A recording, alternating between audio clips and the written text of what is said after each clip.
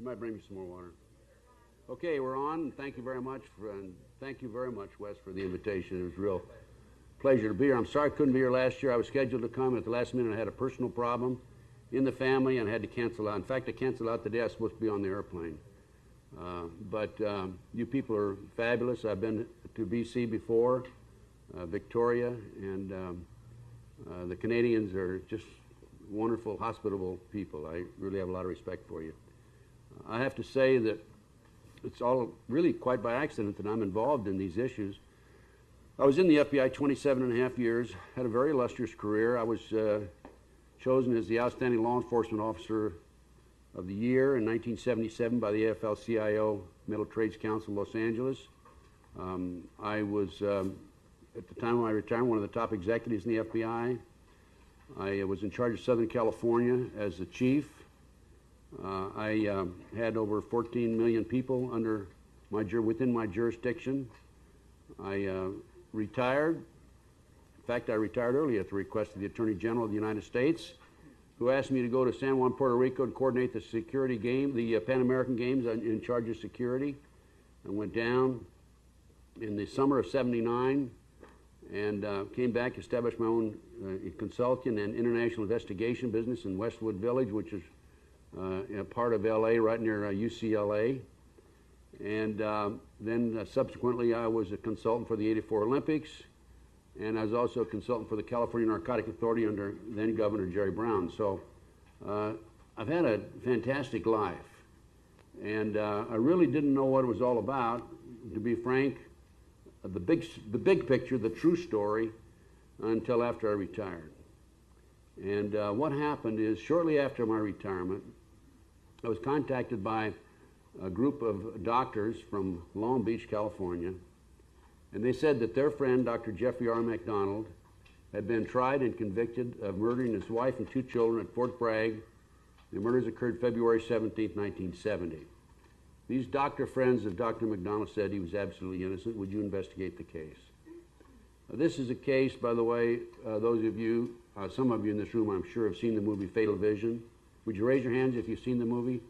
It's a story of, it's been widely publicized as the best-selling book, Fatal Vision, by a fellow named Joe McGinnis.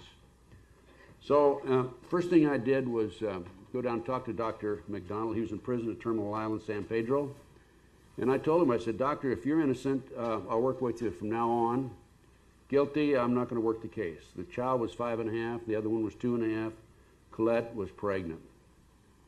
So the story is this. Dr. McDonald said he had come home that evening, went up to the back bedroom, just up 2 steps into the hallway and then back to the back bedroom to go to bed late. The 5.5-year-old child was sleeping with Colette, the wife. She'd wet the bed, so he came back and went back on the couch. He fell asleep watching Johnny Carson. He was awakened by 2 white males and a black male with E6 sergeant stripes and a fatigue jacket, and a white female with a floppy hat and the long blonde hair. And they claimed, later on I talked to the female and got a signed confession from her, and I'll tell you about that in a minute. They claimed that they came in looking for drugs. And he said, just a minute, I'll go call a friend of mine. And he went to call the friend, and instead of calling the friend, of course, he called the MPs, and a fight ensued. They had a knife, a ice pick, and the black male had a club. And he was over near the couch, and somehow or other his pajama tops got wrapped around his wrist, and he was fainting off the blows, and all of a sudden he felt a sharp pain to his right side, and he said to himself, well, that guy packed a strong blow. Lost consciousness. He woke halfway in the hallway and halfway in the living room, and there was dead silence in the house. He went back. His wife had multiple stab wounds in his chest. He went in and checked the 2 little girls. They'd been bludgeoned to death with multiple stab wounds. He called the MP. The MPs came, and a fellow named William F. Ivory was the chief investigator for the Criminal Investigation Division, Department of the Army. The story goes later on that Ivory looked the area over, looked at the upturned furniture and the potted plant that had been turned over, and he decided right then and there in 15 minutes that Jeffrey McDonald, Dr. McDonald, who was a Green Beret doctor at Fort Bragg, had staged these crimes. No motive, but he just decided he staged the crimes. The Army thereafter geared their investigation to prove the point that he was guilty. In America, of course, and up here, I think we're supposed to be innocent until proven guilty. I don't know if that's the way it is in Canada or not, but that's the way it should be. But the government claimed, even though they had no strong motive, that he went up and the 5.5-year-old had wet the bed and he got in an argument with his wife and he slaughtered the whole family. Absolutely not true. The white female was chanting, "Acid is groovy, kill the pigs, acid is groovy, kill the pigs." Jeff, before he lost consciousness, heard his little daughter yell, "Daddy, Daddy, help me, help me." He heard his wife yelling, "Jeff, Jeff, why are they doing this to me? Why are they doing this to me?" The case was tried in what we call an Article 32 Army hearing in 1970, early 1970. And as a result of the hearing, the Colonel Rock, who presided over the hearing, said that Dr. McDonald did not commit these murders based on the evidence presented to him. And therefore, the civilian and the military personnel should go out and check into a group of individuals, a hippie group, in the area. The group was, one of the members was a girl named Helena Stokely. The reason Rock said to do that is because the MP, Kenneth Micah, en route to the scene that night, had passed a girl on the corner with a floppy white hat, long blonde hair, and he said normally if he wasn't en route to a call, he would have stopped and asked about her, but he didn't. And when he arrived at the scene, he told the lieutenant in charge, "I think we should go check her out." They didn't go check her out. In addition to that, this girl, who her actual name was Helena Stokely, was because she died in January 1983, and I'll tell you a little bit about that. Helena had mentioned to several people that she thought she was there that night, but she was high on drugs. Long story short, they had a trial. In the trial, the judge said she's a dopehead.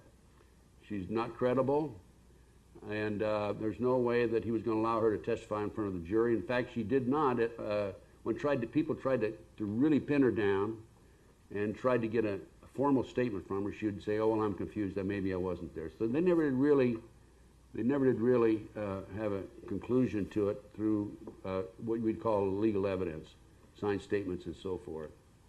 But anyway, I entered the case knowing this, and I learned that her handler, she was a drug informant for the Fayetteville Police Department, and years later, I learned that she was an informant for the Army, CID.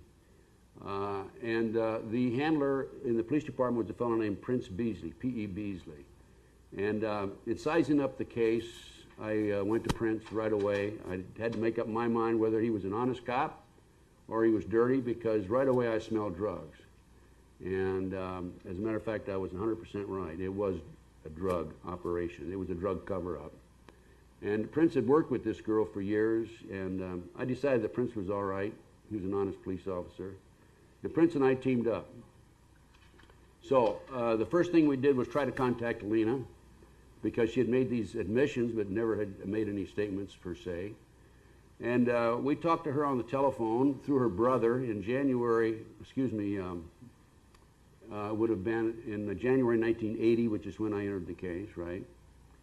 And Helena was not cooperative, told us to drop dead in so many words. Her husband, Ernie Davis, also said, "Leave her alone." But in talking to her on the phone, I said, "Helena, look, I have inside information that you were there. Now, to be honest with you, I didn't have that information, but it's a little trick that we play, right? But it works."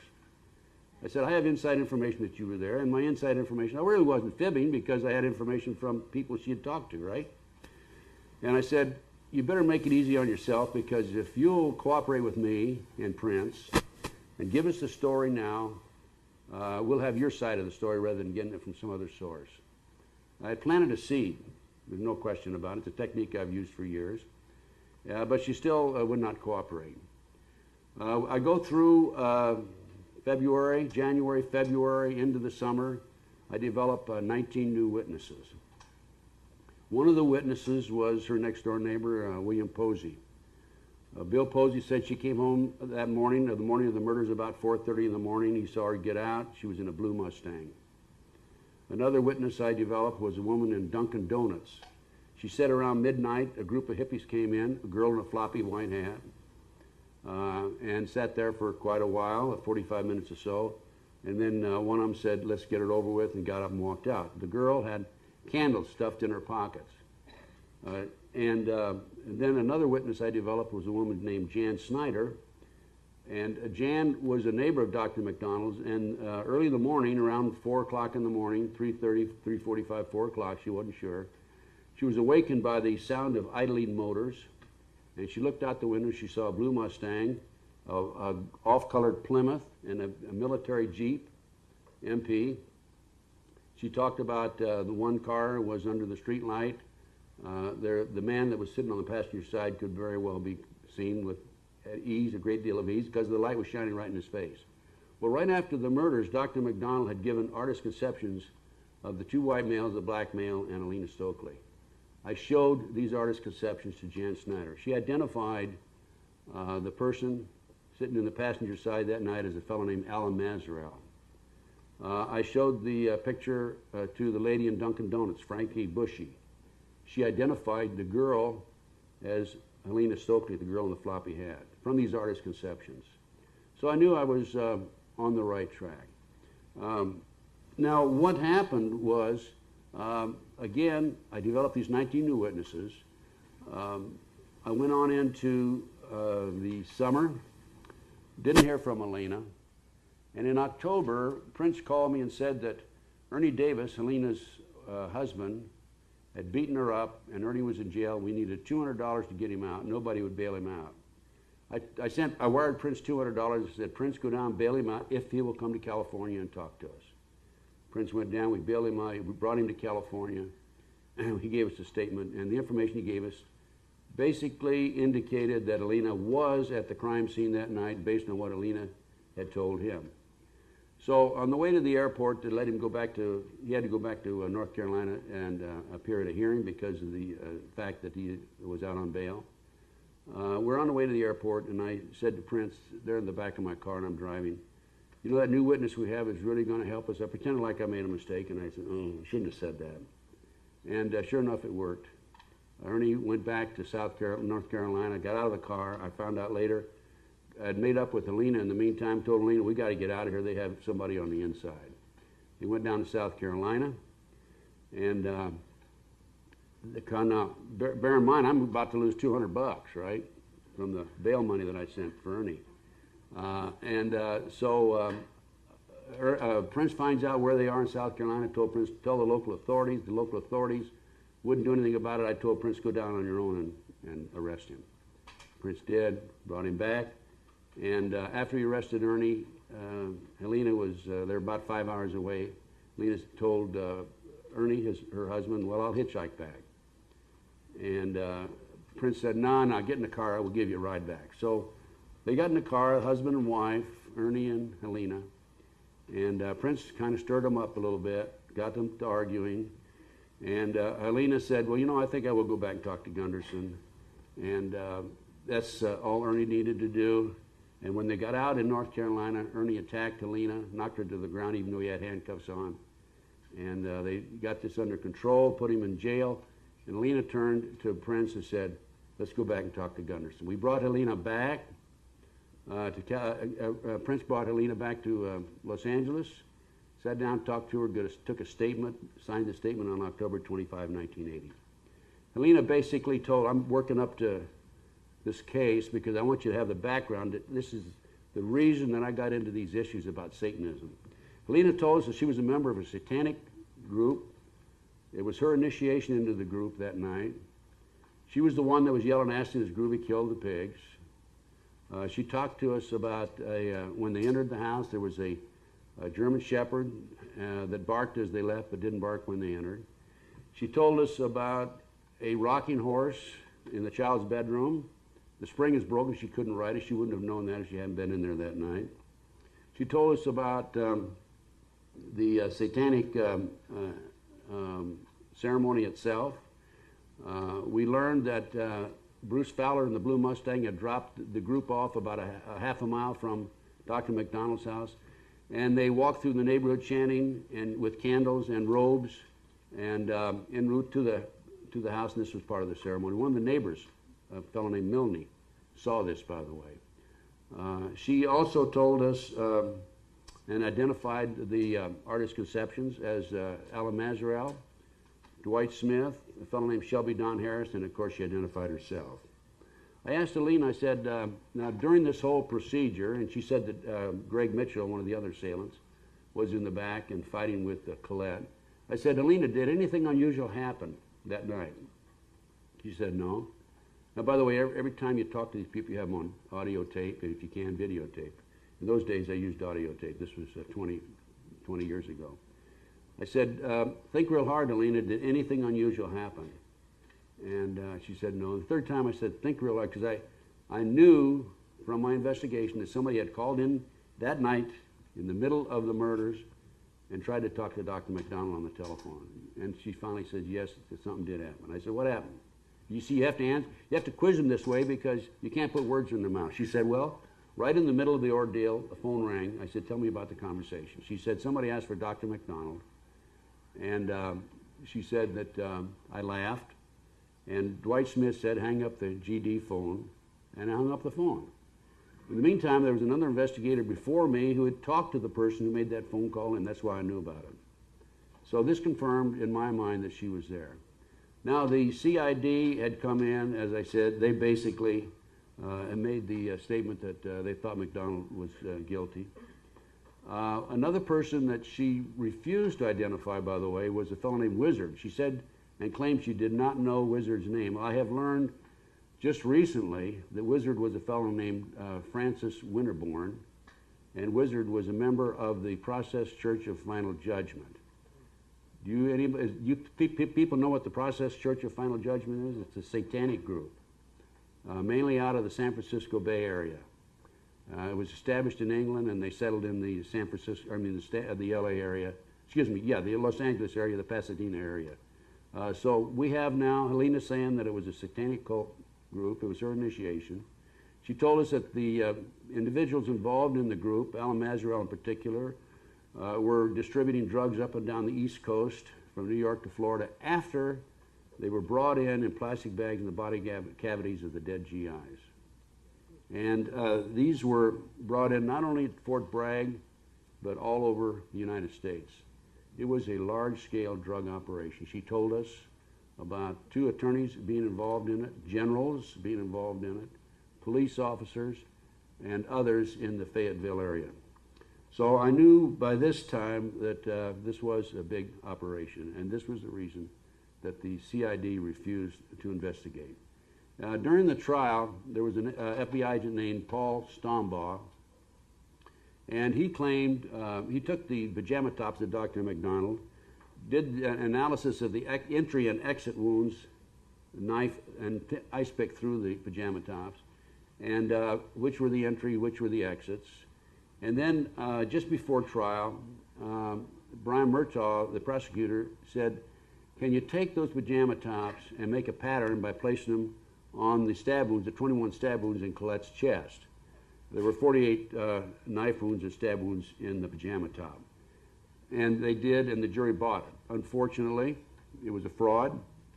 He had to reverse the direction, exit entry of 6 holes after he'd already made that conclusion.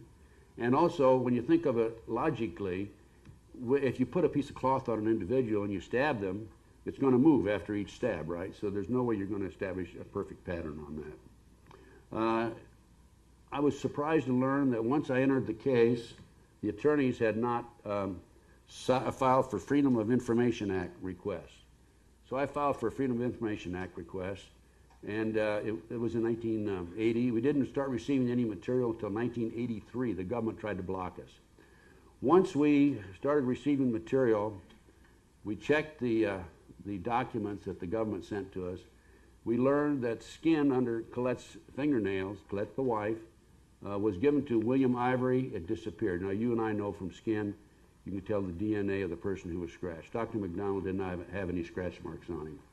We learned that The fingerprint expert deliberately threw away, didn't lose, he deliberately threw away 7 fingerprints because they were unknown, and he said they kept becoming confused with the known fingerprints of other individuals who were there. We learned that there were some bloody syringes that were in the bedroom that night that nobody told the defense about. Bloody syringes did not belong to Dr. McDonald. This is something they could have and could have used in a satanic ceremony. We learned that there were fibers. We knew there were fibers in certain locations where McDonald fought with the assailants, yet they were not listed on the government chart. And as I said earlier, we also learned that Helena Stokely was an informant for the Army herself, which would account for the fact that they didn't want to place her at the crime scene. So we also developed information through the Freedom of Information Act that the FBI had obtained a confession from Kathy Perry, who was there that night also, and from Greg Mitchell. The FBI didn't interview him. He refused to cooperate, but Greg Mitchell had told one of his neighbors that he was there that night. I learned during my investigation that one of the prosecutors, James Proctor, was a former son-in-law of the judge, Judge Dupree, so we had a conflict of interest. It was, the judge, by the way, refused to recuse himself, and he stuck steadfast as judge of the case through all the hearings. I developed information about years later, about one of Dr. McDonald's attorneys. He was involved in a large-scale drug operation. He ended up being murdered in Philadelphia. One of his attorneys at the present time is a member of the Process Church of Final Judgment. Don't you find that kind of interesting? And you know, I told Dr. McDonald this. This fellow, John Markham, is with the law firm of Silverglade out of Boston, who is the chief attorney for Dr. McDonald, and they have assured me that he does not have access to the files, but I still don't believe it. There was hair in Colette's hand. Paul Stombaugh lied about the hair. They took a piece of hair out of every part of Dr. McDonald's body. It didn't match the hair in her hand. Stombaugh claimed that it was Colette's hair herself. You cannot make a statement like that. Hair can only be similar. There were foreign wax drippings in the house that did not match any of the wax that was, or the candle that was in the house that night. There were wool fibers, we found out again years later. 2 wool fibers, 2 on her lip, Colette's lip, 1 on her chest, and 2 on the club. It was a 32-inch bed slap, by the way. The CID and the FBI laboratory classified these wool fibers as blue cotton polyester. On the official typed report, it said blue cotton polyester. Once we went behind the scenes and looked at the laboratory handwriting notes of the expert, it said wool. There was no wool in the house that night, no black wool in the house that night. So I felt pretty good at this point about my investigation. We had Prince Beasley, who saw Helena that night, by the way, before the murders, about 10:50 p.m., and she was with a black male with a fatigue jacket, E6 sergeant stripes, at the Apple House, a local hangout for hippies. At 12:15, we had Helena through Artist Conception, through Frankie Bushy at the Dunkin' Donuts. A little after midnight, we had Milne talking about the ceremony, walking down the street in robes, chanting with candles en route to the McDonald house. We had the dog barking. Helena said that there was a dog that barked, and there was a dog that barked that night because Janice Pendleshot, the lady to whom the dog belonged, said that her dog barked that night. Jan Snyder identified Alan Mazarel from the Artist Conception that we had, and we had a 4:30, 4:45, Helena's neighbor, Bill Posey, confirmed that she came in late that night in a blue Mustang. Other witnesses identified themselves, the group, with a blue Mustang. So I kind of sit back. Oh, by the way, the latest development on the case is this. You won't believe this. You will not believe this, I assure you. We have finally been able to get the courts to agree to a DNA test. They agreed to do a DNA test on this case in 1997, 3 years ago. Still have not done the test. Now, the judge said that you can open up 15 pieces of evidence, 15 envelopes for evidence, but the defense cannot be present. Only the prosecution can be present. So they opened up the envelopes, and of the 15 envelopes that were opened, 5 of them are empty. 3 years later, we still haven't done the tests. So I'm feeling pretty good. I think that we have an open and shut case. And all my years as an FBI agent, very frankly, I'd never failed to interview a suspect or solve a case. It was a great record, except one case I had in New Mexico, in Kirtland Air Force Base. It was an old bank burglary. They blew a safe and all that. And, but I got the case reassigned from somebody to me, so it really wasn't mine from the inception. But I'd never lost a case. I'd always obtained a confession. I felt good. I said, you know, we're going to turn this report over, 1,200-page report, to the FBI, and this man's going to be out in no time at all. That was in 1981, the spring of 81. Well, the next thing, and I wrote a letter to Judge Webster, a personal letter. Webster was a friend of mine. I'd worked for him. I was one of the top executives in the Bureau, as I said. Probably one of the top dozen jobs in the FBI. Never received a response. I said, dear Judge, I have this 1,200-page report I'm sending to you. I think this man's innocent, and I think that you should look into the possibility of his innocence. We run out of money. I set forth 45 leads that should be covered, and I said I would appreciate it if the FBI would continue with my investigation. Next thing I hear, I'm receiving phone calls from throughout the United States. I understand you're a homosexual. No. Yeah. I understand the word's being spread that you're suffering from mental problems. That's probably true, or I wouldn't be involved in these issues.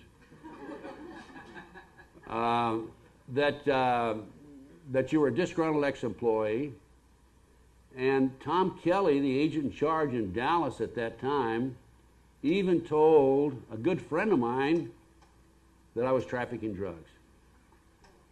So what are they going to do with an ex-FBI chief who comes along with a case like this and basically solves it? They have to discredit me. Why do they discredit me? Large-scale drug operation. Drugs being flown in from Southeast Asia. A CIA Army operation, joint venture operation. Now, for confirmation of that documentation, January 1, 1973, Time magazine had an article on it. That's the only article I've ever seen about that drug operation in a national publication. Okay? So I submit my 1,200-page report, and basically, I am accused of all these various nefarious activities, homosexuality and what have you. And then the next thing I hear is that my witnesses are all being re-interviewed by the FBI. And in particular, Alina Stokely. And so they go out and try to get them to recuse and change their statement. I'm saying to myself, you know, the FBI is supposed to solve cases, not unsolved cases. And the government isn't being paid to go out and take a fact and interview a person and try and get them to change the story. These guys are supposed to go out and corroborate the information that I have. Well, didn't work out that way. They interviewed Helena, and in talking to Helena, she refused to recant, but she was upset with me because there had been a big article in the Washington Post magazine, and I had arranged through the reporter for the article about the case and about her confession, and there was a picture of Helena in the magazine, in the newspaper. She just obtained a babysitting job, and what do you think happened when the parents of the baby saw her picture as a baby killer in the Washington Post newspaper? She lost her job. She was mad at me, and the FBI, obviously, with their wiretaps or whatever they were doing, felt this was a good time to go talk to Helena, and they went and talked to Helena, and they tried to get her to recant. She didn't recant, but she did say she was upset with me, which was all right. I've had a lot of people upset with me. So we rocked along, and I didn't pay much attention to the re-interview with Helena or with the others because I knew that the information I developed would stand solid because of the audio tapes. And in one instance, later, in May of 1982, I even put her on videotape. After she was contacted by the FBI and they tried to get her to recant, she called me in May of '82. This is the FBI interviewed her in the summer of '81. She called me in May of '82 and she said, "Ted, I want to talk to you." So I flew to South Carolina. She told me about the FBI interviews, told me she didn't recant, and reiterated information about the murders and about the drug operation, and said that if she would be given immunity, she would tell all. She would give the names of the generals, the names of the attorneys, and the names of the police officers, and everybody involved, and the people that were distributing the drugs. I sent a letter to the Department of Justice asking for immunity for Alina, and her attorney, or not her attorney, but Jeff McDonald's attorney, found out I did it, and he killed the letter. I have my reasons why I think he killed it, but he killed the letter, wrote to the department, said don't pay any attention to Gunderson and his request. So then I received a phone call from Jeff McDonald's attorney, Brian O'Neill. O'Neill gave me a new case, only case he'd ever given me before or since. A fellow named Robert Ferrante had walked out of his office about midnight, had nothing to do with the McDonald case, by the way, had walked out of his house about midnight, not house, but his office, and as he started to get in his car, a gunman jumped out of the bushes and shot at him 9 times, hit him 5, but he lived. So O'Neill asked me to investigate the case. I found out that the afternoon or the evening, early evening of the day of the shooting, that an individual was seen in the parking lot by the accountant with the trunk of the car up against the building, and he was sitting there. And at the time of the shooting, the same car, a car of that same description, was also there. And so I took the accountant and we put him under hypnosis and we did an artist conception. I came up with an artist conception. I gave it to my client, Ferrante, who lived, by the way. And the first thing he said when he got to the hospital, when the police started asking questions about who shot him and so forth, he said, I'm taking the 5th, so it tells you a little bit about him. And so my client had this artist conception. And next thing I know, my landlady leaves a note on my car. One night I didn't go home, and I got up the next day after that, and she said that she'd come home at 1:30 in the morning, and there were 2 men sitting across from my front door. One of them got out and walked over and asked if she knew where Ted Gunderson lived. And I'd always told her, you don't know me, you don't know where I've lived, if anybody ever asks. And she said no, and then she went up and watched him. At 1:45 they left, these 2 men in a car. So I checked with some of my informants, and I found out at that time that there was a contract out on me. Now, I had given this artist conception to my client, Ferrante, and I found out later that Ferrante took it to some Israelis that he was involved in a lawsuit with, and told them, my detective Gunderson is going to solve this case, and here's the artist conception of one of the people involved in the shooting. Well, that was the wrong thing for him to do, obviously. I didn't know he did this. So, a long story short, I did some checking. I had a contract out on me by the Israeli mafia. And then the next thing I know, by the way, as soon as I found out about these 2 guys sitting in the car across the front door from me, I checked in a motel with cash and stayed there for a week, and I had some friends staying at my place. And the following Friday, there were 13 dead red roses and 13 dead chrysanthemums placed on my front porch. When my friend got up, walked over, opened the door to get the newspaper, there were these dead roses and dead chrysanthemums. They were dried and they'd been painted black. So I called 2 of my sources, and I said, what does that mean? One of them says, it means there's probably a hit on you. And the other one said, if there's not a hit, that's a warning to back off. So I'm saying, I think I better get out of Dodge. And but before I do, I got to make an effort to get these contracts taken care of. Now, I'm telling you about these now because these contracts fit right back into the government and the work that I'm doing, okay?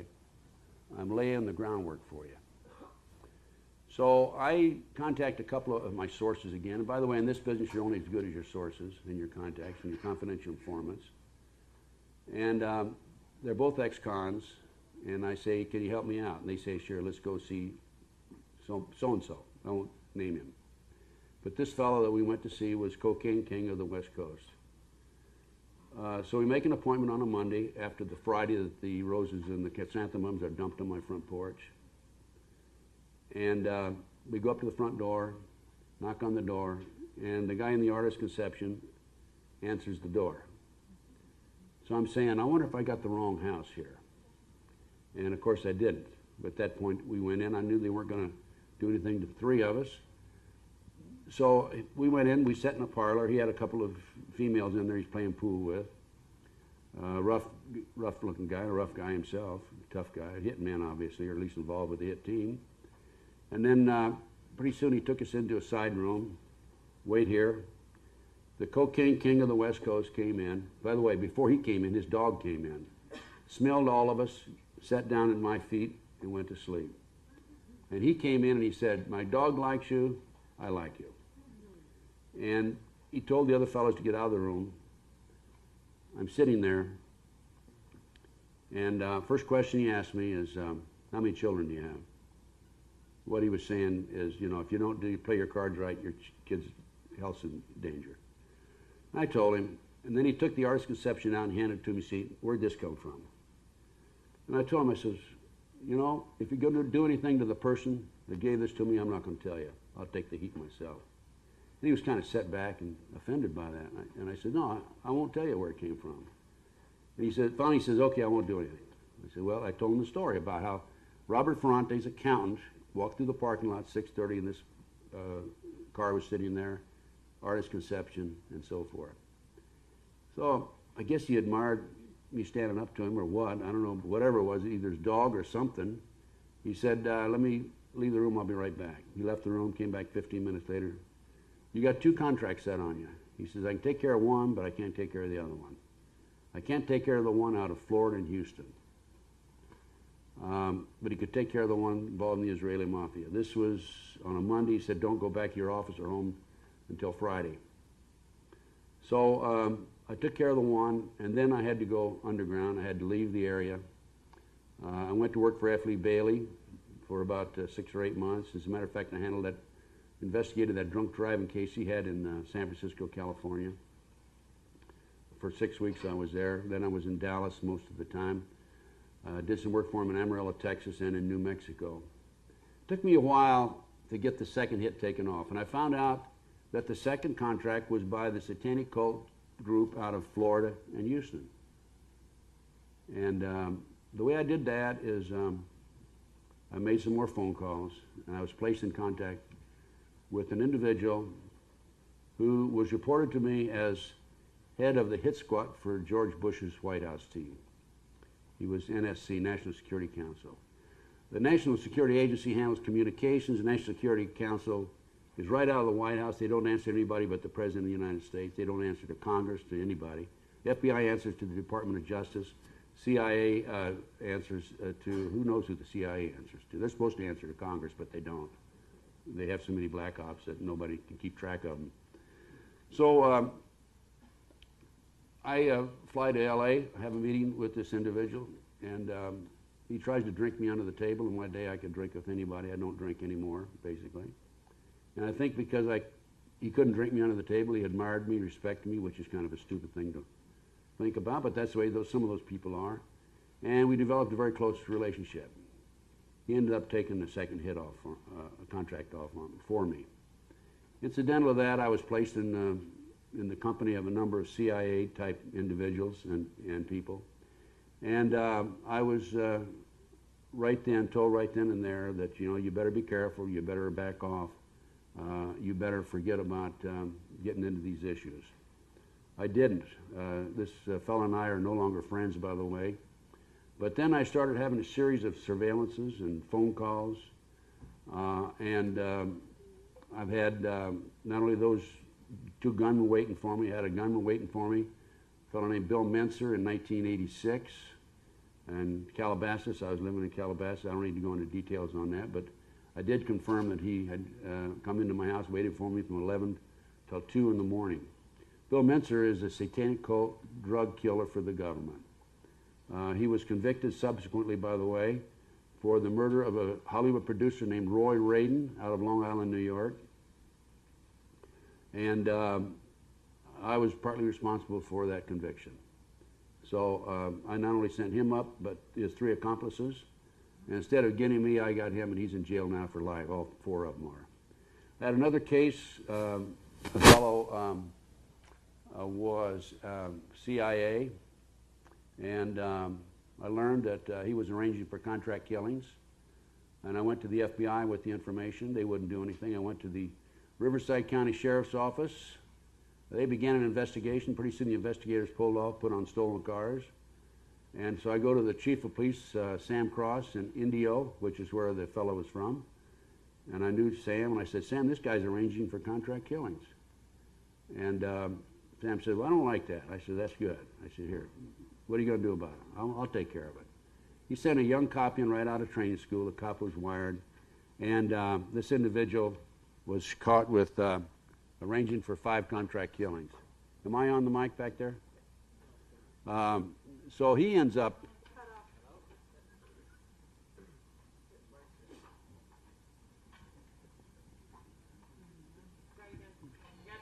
All right, okay.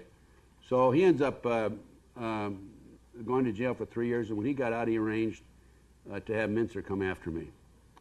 The surveillances that I had were rather obvious. They would wait half a block up from my home, just sit there. And well, I'd spot them, and I would put my gun on, get in my car, and drive up about 3 miles an hour, look at them, do a U-turn, 3 miles an hour back, do it again, then come in and park behind them. And they'd get nervous, and I'd be watching them in the rearview mirror. I'd be behind them watching them, and all of a sudden they'd take off. I had 2 of those. One fellow, I cornered him down around the corner. He thought I was going to do something to him, and his eyes got, big as saucers. Another incident was in Long Island, not Long Island, but Long Beach. I was walking staying at my daughter's, walking my dog one midnight, and I saw some fellow about a quarter of a block up sitting in a car, darkened. And so I walked back with the dogs, put them in, put my gun on, went up, walked up to the front of the car with my paper and pen, and started writing his license number down, walked around the back of the car, wrote his license number down, walked up to the window. I said, get out, I know who you are. I've seen your type before. And the guy's going like this and locking all his doors, and he says, no, I'm waiting for somebody. I said, yeah, I've heard that story before. And just about this time, I hear the door open across the street in a house, and it was true, he was waiting for somebody. So I said, gee, I'm sorry, thanks very much. And I didn't walk right to my daughter's house. I didn't want him to know where I lived. Anyway, I've laid the groundwork for, here I am. Here I'm an ex-FBI chief, come out with all kinds of honors. I solved this case. It involves drugs, involves the government, involves contract killers, hits, CIA, and all this. And I'm saying, what in the hell is going on in America? I just can't believe it. I have this 1,200-page report that's being ignored. FBI agents are lying on the witness stand, which was Paul Stombaugh. By the way, I found out later that in a magazine article, one Paul M. Stombaugh was expelled from Russia because he was a CIA agent. I find that very interesting. I also learned that there was an individual on the McDonnell defense team who was a contract attorney for the CIA for years. So they planted people on me, they planted people on McDonnell. I've had at least a half a dozen people planted on me. And what did they do? How do they justify the wiretaps on me? Well, I had a fellow named Bill Craig, CIA, by the way, say that he had a friend named Mark Tilden. I can name these names because I hope they do sue me, who had some information that he wanted to pass on to the White House. Mark Tilden, supposedly, I talked to him. I said, what do you want? Why can't you go through the CIA? He said, well, I need to get right to the White House and go right into the Reagan administration. I don't trust the CIA. I said, okay. So I made a phone call to Washington. I arranged for Mark Tilden to go into the White House. I was back in Washington sometime later when he was there. I even escorted him to the side door. And he got out of the car and went on in. I found out later Mark Tilden was actually a KGB agent named Roder Ivanov, spoke perfect English, I was set up by Bill Craig with Ivanov, otherwise known as Mark Tilden, in order to justify the FBI to do a counter-espionage or an espionage investigation of me and to run their wiretaps legally in the interest of national defense. Under the Freedom of Information Act, I requested information from the FBI, and I found out that I had 4 investigations of me. Obviously, this is one of them. So from there, I just kept on going. Surveillances, it didn't matter. I had my phones tapped in my office. I had a contact inside the phone company, and I knew my phones were being tapped, but if I came forward with the information, I'd have to expose my source, and he'd be fired, and maybe even prosecuted, so I couldn't do that. So I lived with it. And then one day I received a bill, and I had an office manager before this, but I had to let her go because my finances were going down, down, down. And I was paying writing my own checks, and I received this bill, and I looked at it. It was from the phone company, and it said $42, $7 a mile for the extension to your telephone answering service. And I'm saying to myself, that's funny because I don't have a telephone answering service there. I've got another one. So I called the phone company. I said, would you give me that in a letter, and so on and so forth, and they did. And what they were doing, they had a answer all telephone answering service on 5900 West Pico in Los Angeles, and they were running that as a front and tapping all kinds of telephones. I went down there. By the time I got down there were about 150 lines coming in. Somebody had cut the lines coming into the building and made off with all their equipment. So I filed a lawsuit against GTE. I couldn't get an attorney to handle it. I finally had an attorney that went just so far. We got up to the first deposition, and he wanted out. I think he was paid off, to be honest with you, and so I settled out of court for a minimal fee. So I had these wiretaps. I was a homosexual and suffering from mental problems and what have you, and had the surveillances on me. It didn't bother me. I just kept right on going. I became involved in the case in Nebraska. It's called the Franklin Cover-Up, and in that particular case, I learned that they were there was an international child kidnapping ring operating out of Iowa, Nebraska. They had the Franklin Savings and Loan was raided by the IRS and the FBI. As a result of the publicity, 80 children came forward and said that they were victims in a large-scale pedophile ring. Of the 80 who came forward, 4 gave statements, 2 recanted, 2 refused to recant, Lee Owens and Paul Benassi. The 2 refused to recant. I went back and interviewed them. I talked to them. I helped develop the case. The investigator before me was murdered, by the way, and I didn't really replace him because he was a full-time investigator, and John DeCamp had just asked me to come back and kind of fill in until we could, work it more extensively. But we learned from talking to these kids that this large-scale pedophile ring was not only involved in pedophilia, they were involved in pornography, they were involved in satanic occult activity. The kids attended these ceremonies with robes chanting, human sacrifices, and these were not dirtbags off the street. This was the past publisher of the Omaha World Herald. This was the chief of police, Bob Wadman. This was the head of the Nebraska Forestry Service, Eugene Mahoney. These kids named all these individuals, some of the top citizens in Omaha, Nebraska. So the case went actually nowhere. The main agency that blocked it, kept it from going forward, was the FBI. But they were taking these kids out of orphanages, foster homes, Boys Town. They were driving them in private limousines from Omaha, Nebraska to Sioux City, Iowa, placing them in private jets, flying them to Washington, D.C. For sex orgy parties with congressmen and senators. And, of course, they would blackmail the congressmen and the senators. Paul Benassi, one of the kids who was talking, told me about how when he was, by this time, he was about 21, 22 years old, told me how when he was 14, 15, 16, they would take him out and to a shopping mall, a park, a public place, to try to attract the kids over, his age, over near the car. The adults would grab them, make off with them, and put these kids in a safe house, and so forth. Paul told me, I said, what do they do with these kids, Paul? he said, well, they auctioned them off, and he'd been to two locations, Las Vegas and Toronto, Canada. I said, how many auctions have you attended? He said, 6. And I said, how many kids were auctioned off at each one? He said, there were as few as 6 and as many as 36. I said, how much money do they get for one of these kids? They sell for $50,000. 36 times $50,000 is a bundle of money. What happens to kids afterwards, Paul? They're used in satanic ceremonies.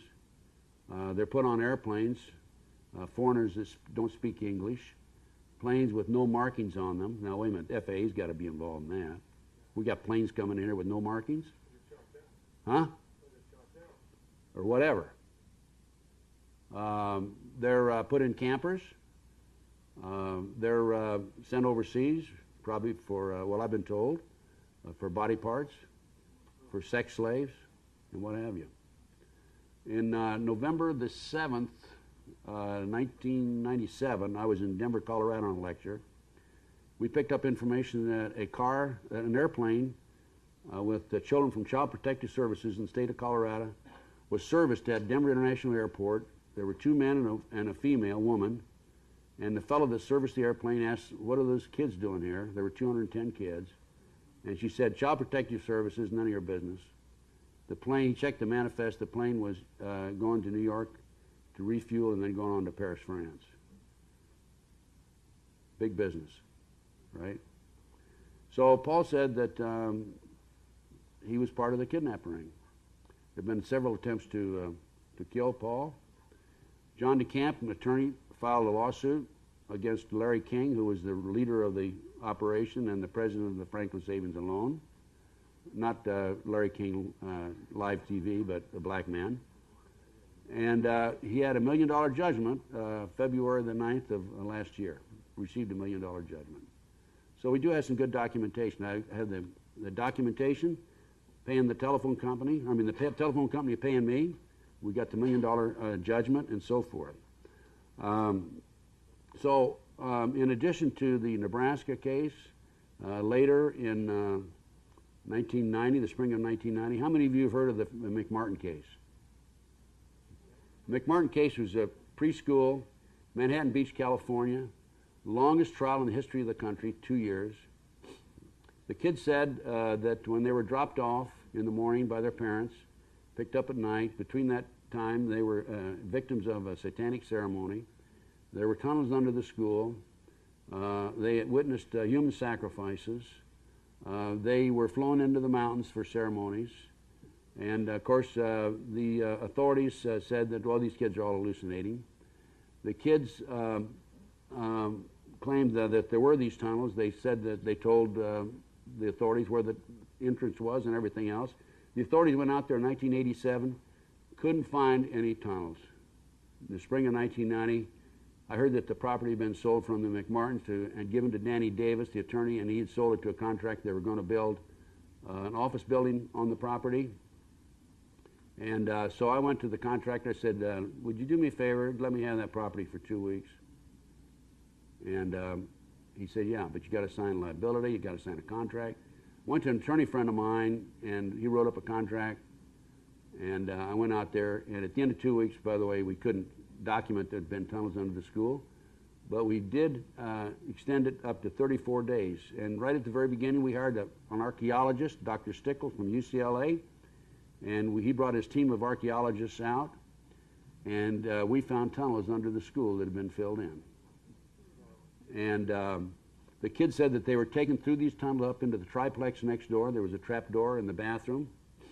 And they were placed in automobiles and transported out in the community, 2, 3, 4-year-old kids for prostitution purposes.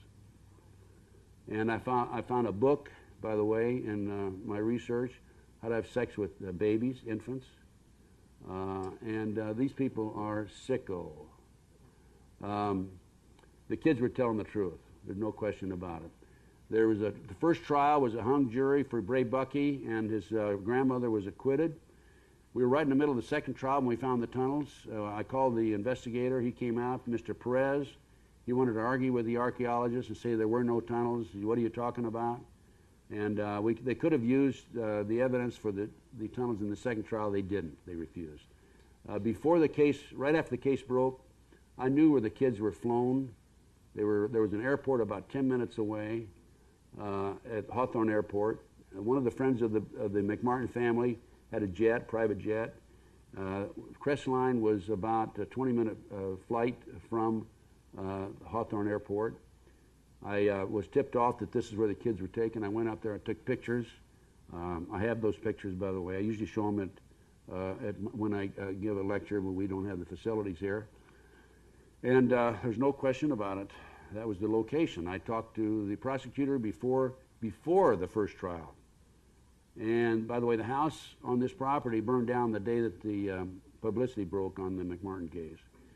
And I talked to the prosecutor. I said, this has to do with Satanism, and I know where the kids were taken based on everything that I've been able to develop. I'll be glad to take you up there, take the kids up there. We're not interested. Now, what did the kids do? Well, you know who they identified? Household name actor, baseball players, professional football players, the son of the most prominent politician in Los Angeles. It cost the Los Angeles taxpayers $15 million, by the way. That case did. So, what do you have? Well, let's see. We've got cover-up in the McDonald case. We've got cover-up in the Nebraska case. Now, most recently in the Nebraska case, Franklin cover-up, the photographer, Rusty Nelson, when the case broke, he disappeared. And he was the official photographer, and he went to Washington, D.C., took pictures with the congressmen and the senators, and we found out that he had taken some pictures on his own and mailed them back to his family for his insurance, right? We also learned that Gary Carador, the investigator before me, had flown to Chicago, met with Rusty. Rusty gave him a briefcase full of pornographic pictures with these prominent citizens in sexual acts. And Gary Caradori, the investigator, called a state senator that night that Rusty gave him these pictures and said, Senator, I've got the smoking gun. I'll be flying back tonight. Gary Caradori had his own airplane. He took off about 1:30. His plane exploded in midair. Came down. He died, of course, and his 8-year-old son died. They'd been back there together. He flew his boy back there. Saw the All-Star game, went over and talked to Rusty in the meantime. Rusty disappeared. 3 years ago, John DeCamp, the attorney I'm working with, by the way, I'm going back to going to Lincoln next weekend for a speech in Lincoln on at the request of John DeCamp. John DeCamp, I forget, I lost my train of thought right there. The airplane blew up, and now John DeCamp we located Rusty in jail in Portland, Oregon, here about 3 years ago. And we went out, John DeCamp went out and talked to him, and he had been arrested with no tail light. And when they arrested him, they searched his car, they found some pornographic pictures. John learned from Rusty that he had tens of thousands of pictures of these prominent politicians, Washington, D.C., congressmen, senators. He had planted them in the trunk of an old car near Taos, New Mexico, and also in the mountains, in a cave in Colorado. John went to Taos, New Mexico, the exact location where the car was. He was met by the sheriff and told he could not come onto the property. We still have not been able to get to the mountains in Colorado. In the meantime, John brought Rusty Nelson back to Nebraska and as a parole violator, and he was recently arrested, out on parole, and he was recently arrested as a parole violator and sent back to Oregon. We're concerned about Rusty's life. By the way, there is, if you want information on this case, for those of you who have the websites, you can write this down. Here's a email. Write to this email and she'll send you the 55-page report that I did on Rusty Nelson. It also explains the Nebraska case. It's capital N, capital G, small O-S-C-H, capital N, capital G, small O-S-C-H, at AOL.com. That's capital N, capital G, small O-S-C-H, at AOL.com. Anyway, that's Noreen Gosch. Noreen Gosch's 12-year-old son, a newspaper boy in West Des Moines, Iowa, was kidnapped by this group of out of Omaha, Nebraska, part of the ring. What did I learn from the Nebraska case? Well, Rusty Nelson has gone back to, let's say, he's gone back to Oregon. We don't know what's going to happen there. But I learned that there is a large-scale international ring operating out of Washington, D.C. It's a covert CIA operation known as the Finders. And they are actually involved in kidnapping children. That's their mission. I was able to gain access to a U.S. Customs report, and in 1987, Tallahassee, Florida, the police department, I'm off?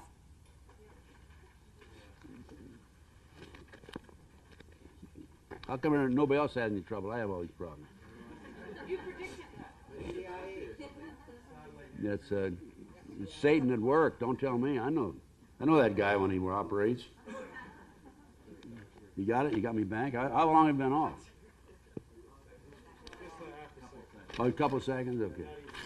Okay, the Tallahassee Police Department, February 5, this is, by the way, is in a report that I got some dynamite documentation, folks. It's in a report that I put together called Documentation New World Order. I gained access to a Department of the Treasury, United States Customs Service investigation. I have the report right here in front of me. And on February the 5th, 1987, the Tallahassee Police Department was anonymously called, and there were two men, 6 children, ages 2 to 6, in the park. The children had been bitten with mosquitoes, fleas, and everything else, insect bites. They were dirty. They were not wearing any underwear. And all the children had not been bathed in days. And the 2 men who were well-dressed in a van, Dodge van with a Virginia license, Michael Houlihan and Douglas Ammerman. The children in this report, by the way, are identified and gives their names and their ages. And they said they were going to Mexico to a school for smart kids. So the Customs was called into the case because they thought there might be pornography involved. And this Customs agent in D.C. went over to the Metropolitan Police because the Tallahassee Police had notified the Metropolitan Police in Washington, D.C. They obtained a search warrant, went out and searched the premises of the location of this organization known as the Finders. They found that the kids were en route to Mexico to attend a smart school. The children were unaware of the function and purpose of the telephone, television, and toilets. The children, as stated, they were not allowed to live indoors and were only given food as a reward. This is quite an extensive report, about 12, 14 pages long. The Metropolitan Police, by the way, the locations of the Finders, 1307 4th Street Northeast and 3918, 3920 W Street Northwest in Washington, D.C. The Metropolitan Police said they had an informant who talked about rituals that had been performed at the Finders location, sex orgies involving children, and there's supposed to have been an unsolved murder that was committed there. There were instructions on the impregnation of female members of the community, known as the Finders, purchasing children, trading, and kidnapping. There were telex messages using MCI account numbers between a computer terminal believed to be located in the same room and others across the country and in foreign locations. And this report goes on and on and on. Now, there was communication for children, the transporting of children. London, Germany, the Bahamas, Japan, Hong Kong, Malaysia, Africa, Costa Rica, and Europe. There was also a file identified as a Palestinian, and so forth. Now, I'll jump right over to the last page. Oh, by the way, they talked about terrorism. They talked about bank accounts, international financing, and so forth. Okay, this customs agent went to receive a final briefing March 31, 1987. I contacted Detective James Bradley of Washington, D.C. Metropolitan Police Department.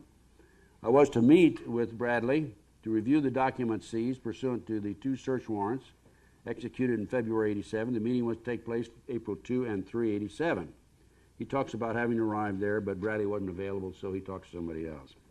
I was advised that all the passport data had been turned over to the State Department for their investigation. There were the passports were located in the van, and that's why they brought in the State Department.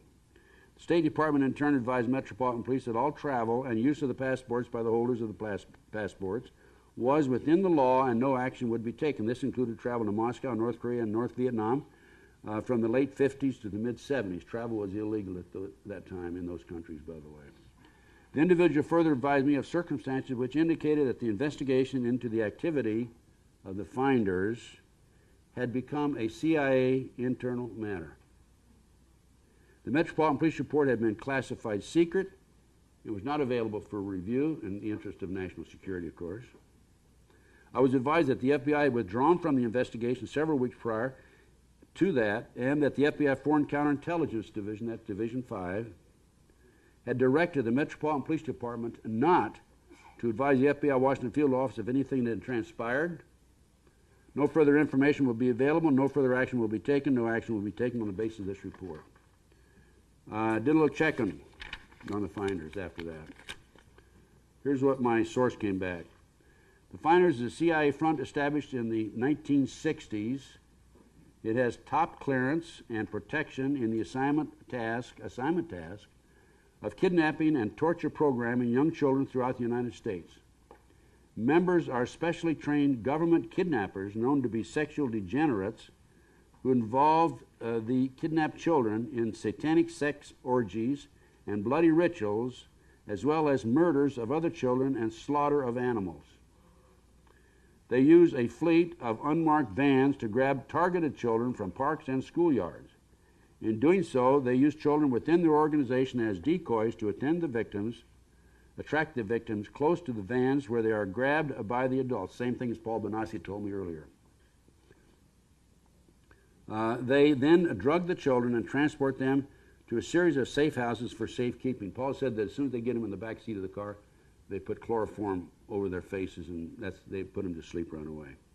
They are then used in their ceremonies for body parts, sex slaves, and some are auctioned off at various locations in the Northern Hemisphere.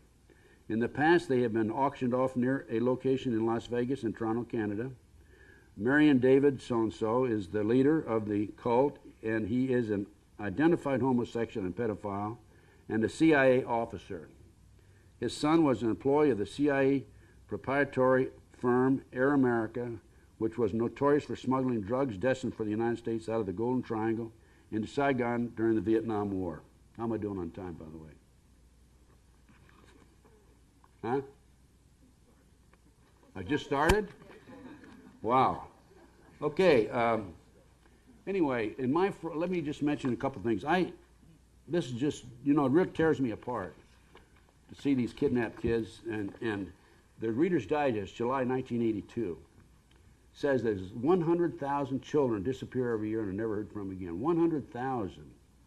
Now, the great FBI can tell you how many cars were stolen last year, how many aggravated assaults, how many rapes, statutory rapes, how many bank robberies, but they can't tell you how many kids disappear every year. This is an estimate by the Reader's Digest. This article, July 1982, specifically points that out. Where is the FBI? Where's the federal government? Now, if you stop and think about it, 1982 to the present, 100,000 a year, that's quite a few, that's several million people. Kids, children.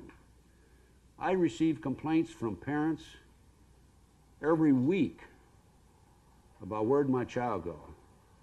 I had a lady come here last night just to meet with me because she heard I was going to be here. I'm going to meet with her Tuesday. Her child, I can't go into details because I don't want to jeopardize anybody, but it involves a satanic cult and the kidnapping and the murder of a child, a little infant. These kids in the McMartin case talked about babies being thrown into the fire. I have a case out of Philadelphia, Lou Bear. He hadn't seen his children in something like 7 or 8 years. I went back in the late 80s, early 90s, whatever it was, to testify for Lou. And what happened is Lou got tired of the court system. He couldn't get relief from the courts because they took his baby, they took his children. His ex-wife has him with her boyfriend, who's a satanic cult activist. And the courts refused to consider that possibility, And Lou lost his kids to his ex-wife and the boyfriend. And the kids would come home and tell him, Daddy, they're doing this to me, they're doing that to me. We're talking about group sex, and we're talking about exposing them to murders and homicides. And we're talking about cutting up babies, and we're talking about throwing them in the fire, as the McMartin kids had said. So Lou got tired of it. And one day, Lou had visitation, and he just took his kids and kept on driving.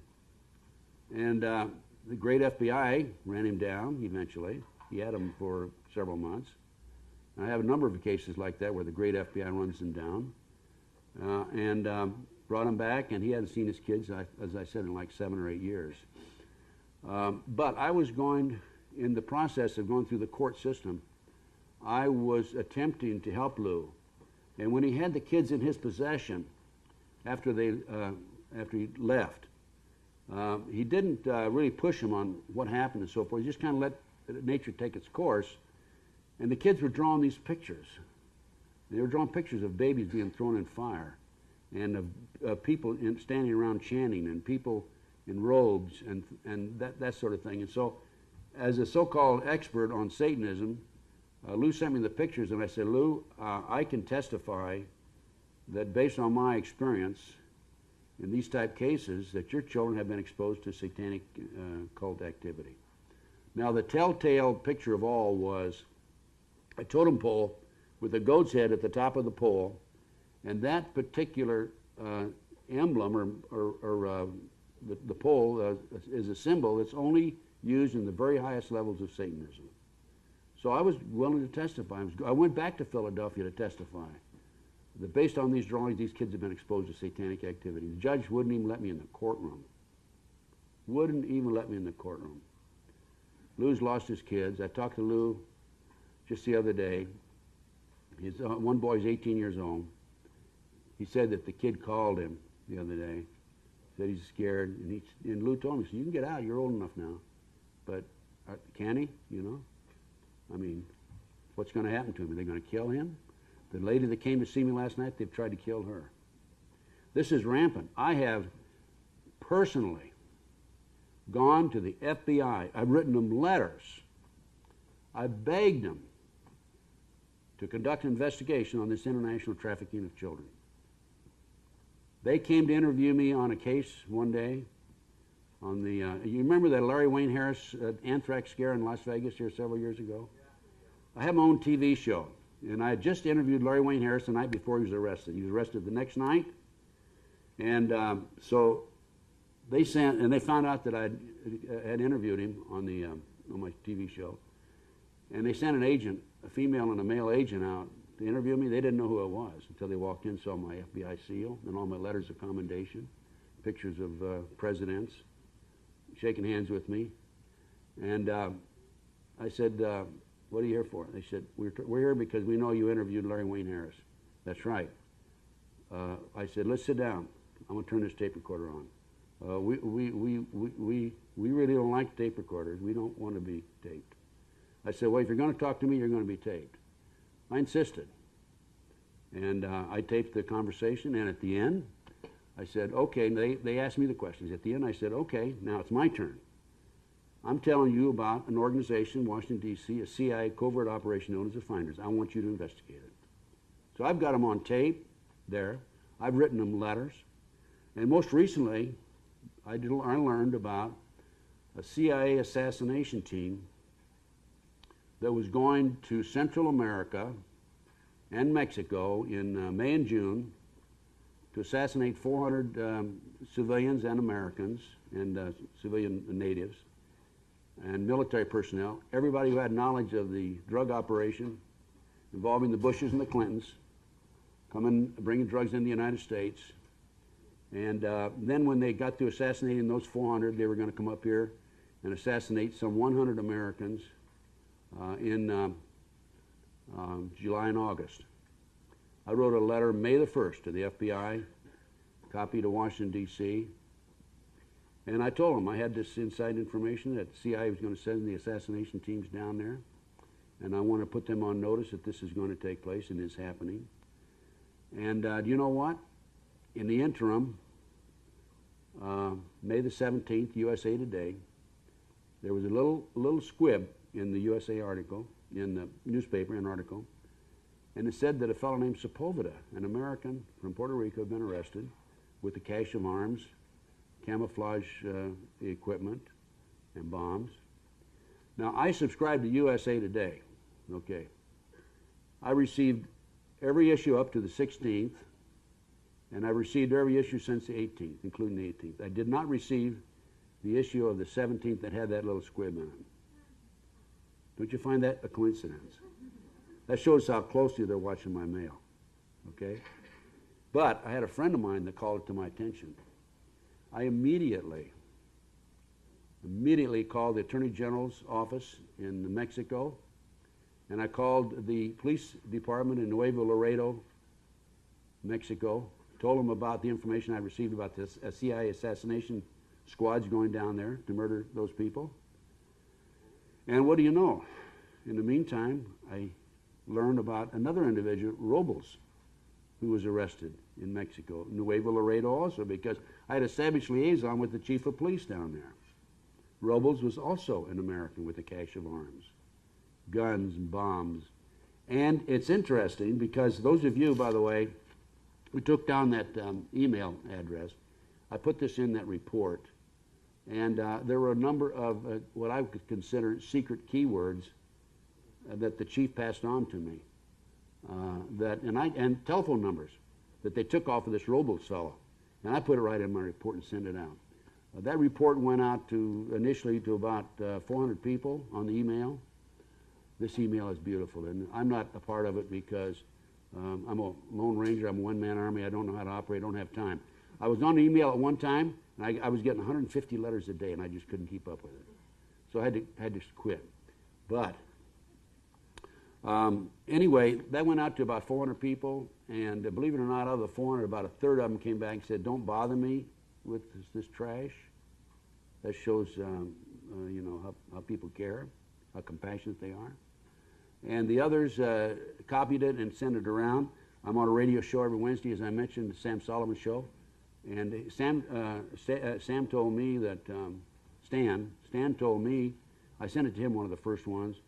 He said, in addition to the one that I sent him, he said he must have received 100 more from other people. So people are taking that report and sending it around the world. It's gone around the world quite a few times. Now, I have with me here USA Today. Again, another little article, June 29th, year 2000. By the way, this has been furnished to the Chief of Police in Nuevo Laredo.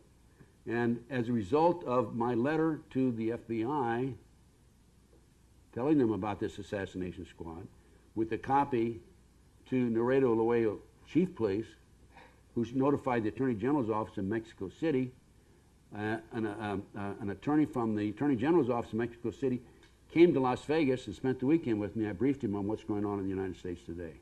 I gave him probably $1,500 worth of my research, by the way, on the table over there. Videotapes, reports, and so forth. A number of my own reports.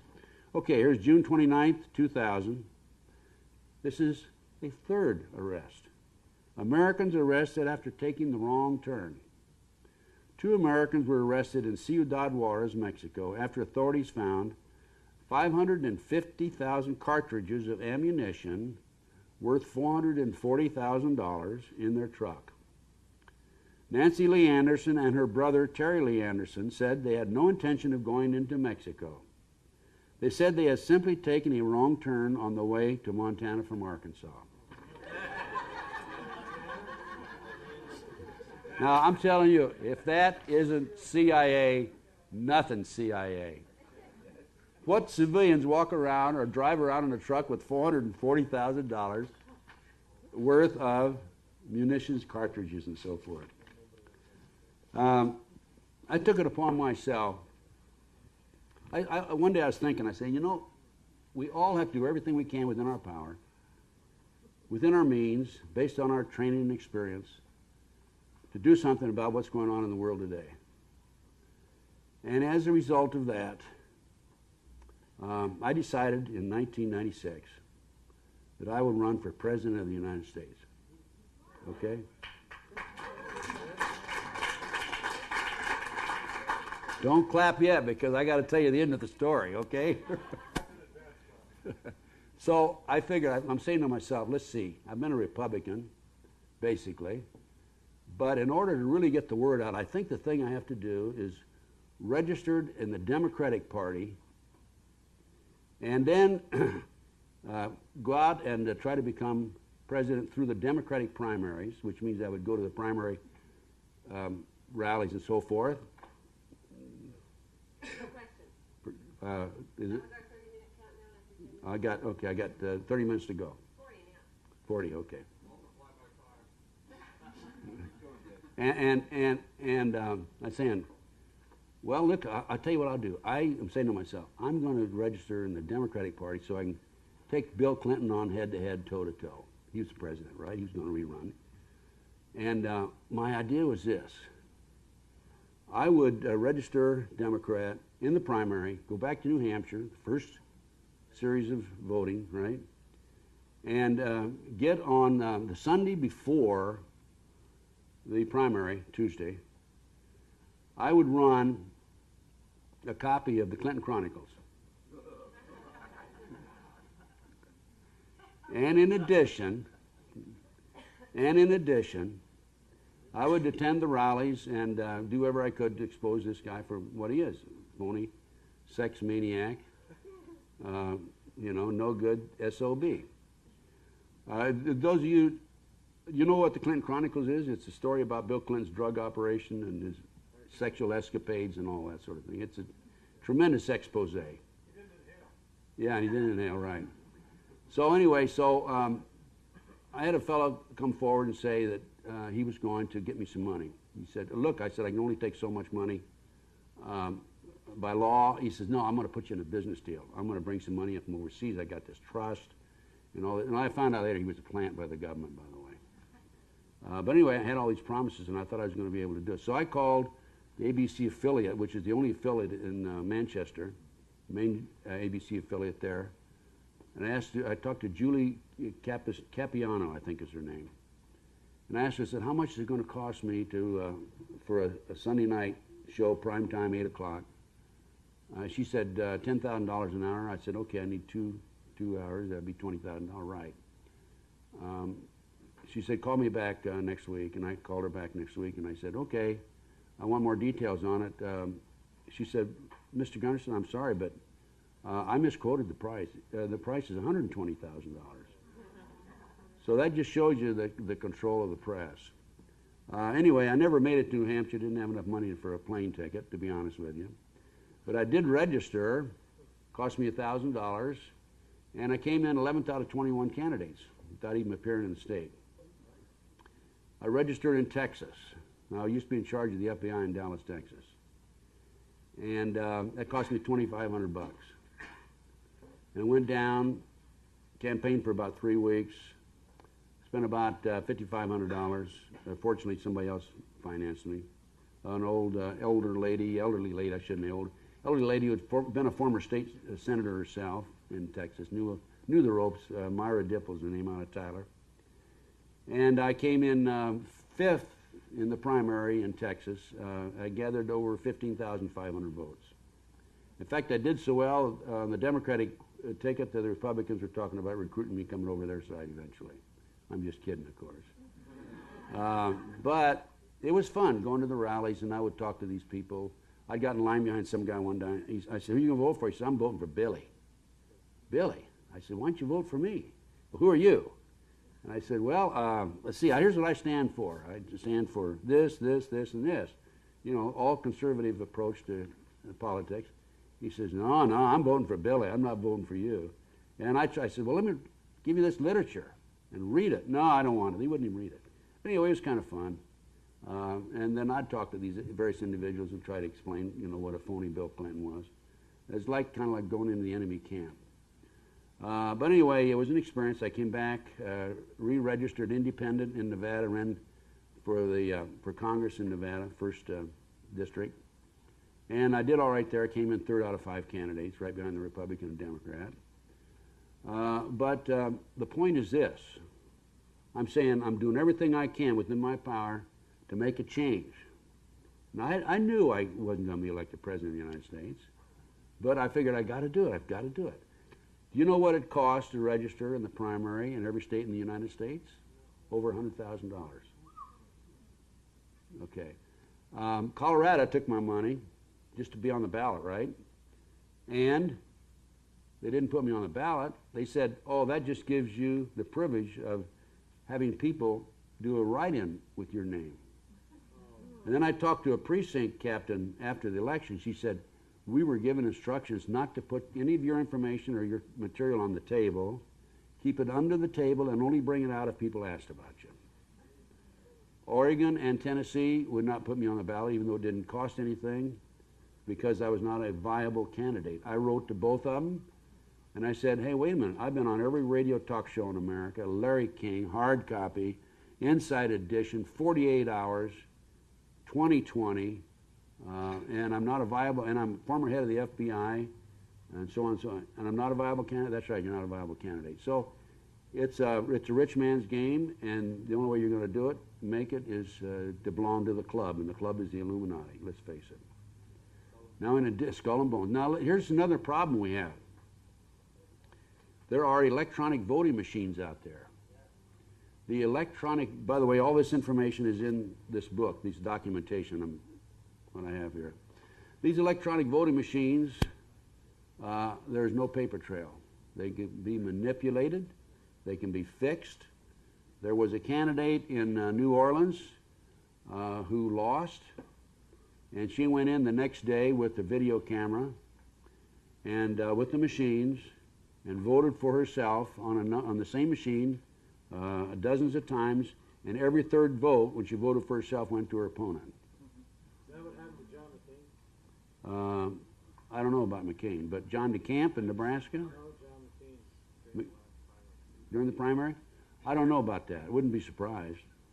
But in Nebraska, John DeCamp ran for governor, my good friend, the gentleman behind the Franklin cover-up who's trying to expose it, the case I mentioned a few moments ago. He was, out of 5 candidates in the primary, Republican primary, he was leading a week before by the polls with 36%. And when the vote came in, he came in third with 14% of the vote. Not only in one location, but every location across the state. What this is, they're arrogant. They're saying to John DeCamp, hey, we control it. You get 14% in every precinct, and that's all you're going to get. Now, on the McDonald case, let me mention this also. There were some satanic signs left in the house. I don't think I covered this, did I? There was a headless doll. Excuse me, there was a doll's head. There were unexplained feathers. There were 10 shallow ice pick wounds in the 2.5-year-old's chest in the form of an S. I asked Alina what that stood for, and she said it stood for Satan. So these people are, as I said, they're arrogant. They're letting us know they're around. There's subliminal messages every day. You can walk down the street, drive, watch TV, look at the magazine. I see subliminal messages constantly. How many times have you seen the Illuminati diamond? Yeah. You see it every place. The triangle. You see it. And I'll tell you something else. You look at the Republican and the Democratic logo, you know the 3 stars at the top? Well, at one time, the point was at the top. Now it's been inverted, the goat's head. Stars at the bottom with the 2 stars like this, the Democratic and the Republican logos. Look at it next time. That's how strong they are. The press, I blame a lot of this on the press. Oh, by the way, I had my own, I started to mention, I have my own radio show. Another step by me to try to do the maximum, whatever I could do. I had a show for about 2 years. It was 2 hours, 5 days a week. And I would pull in some ex-FBI informants, some ex-CIA guys, Black Ops. Chip Tatum is an example. Another one was Darlene Novinger. Novinger was able to develop information that put George and Jeb Bush into the drug operation. She developed this information as an FBI informant.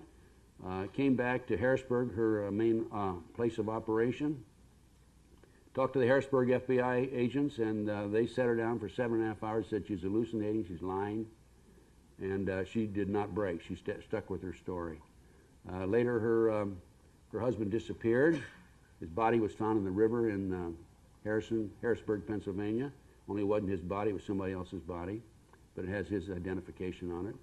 Her father, she received a phone call 2 weeks before her father died from a woman named Holiday in the state of Washington, who told her that your father's going to die in 2 weeks.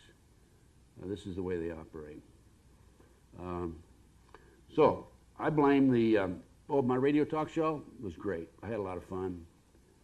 I developed all kinds of information. I have Chip Tatum was one of my guests. Chip is now in hiding in an island in Central America. He went public, became a whistleblower, and as you know, that the CIA didn't like that at all, and they were getting ready to go after him, and he was a fugitive right now today, living in this particular location. I can get to him if I have to. I don't even try because I'm covered like a blanket.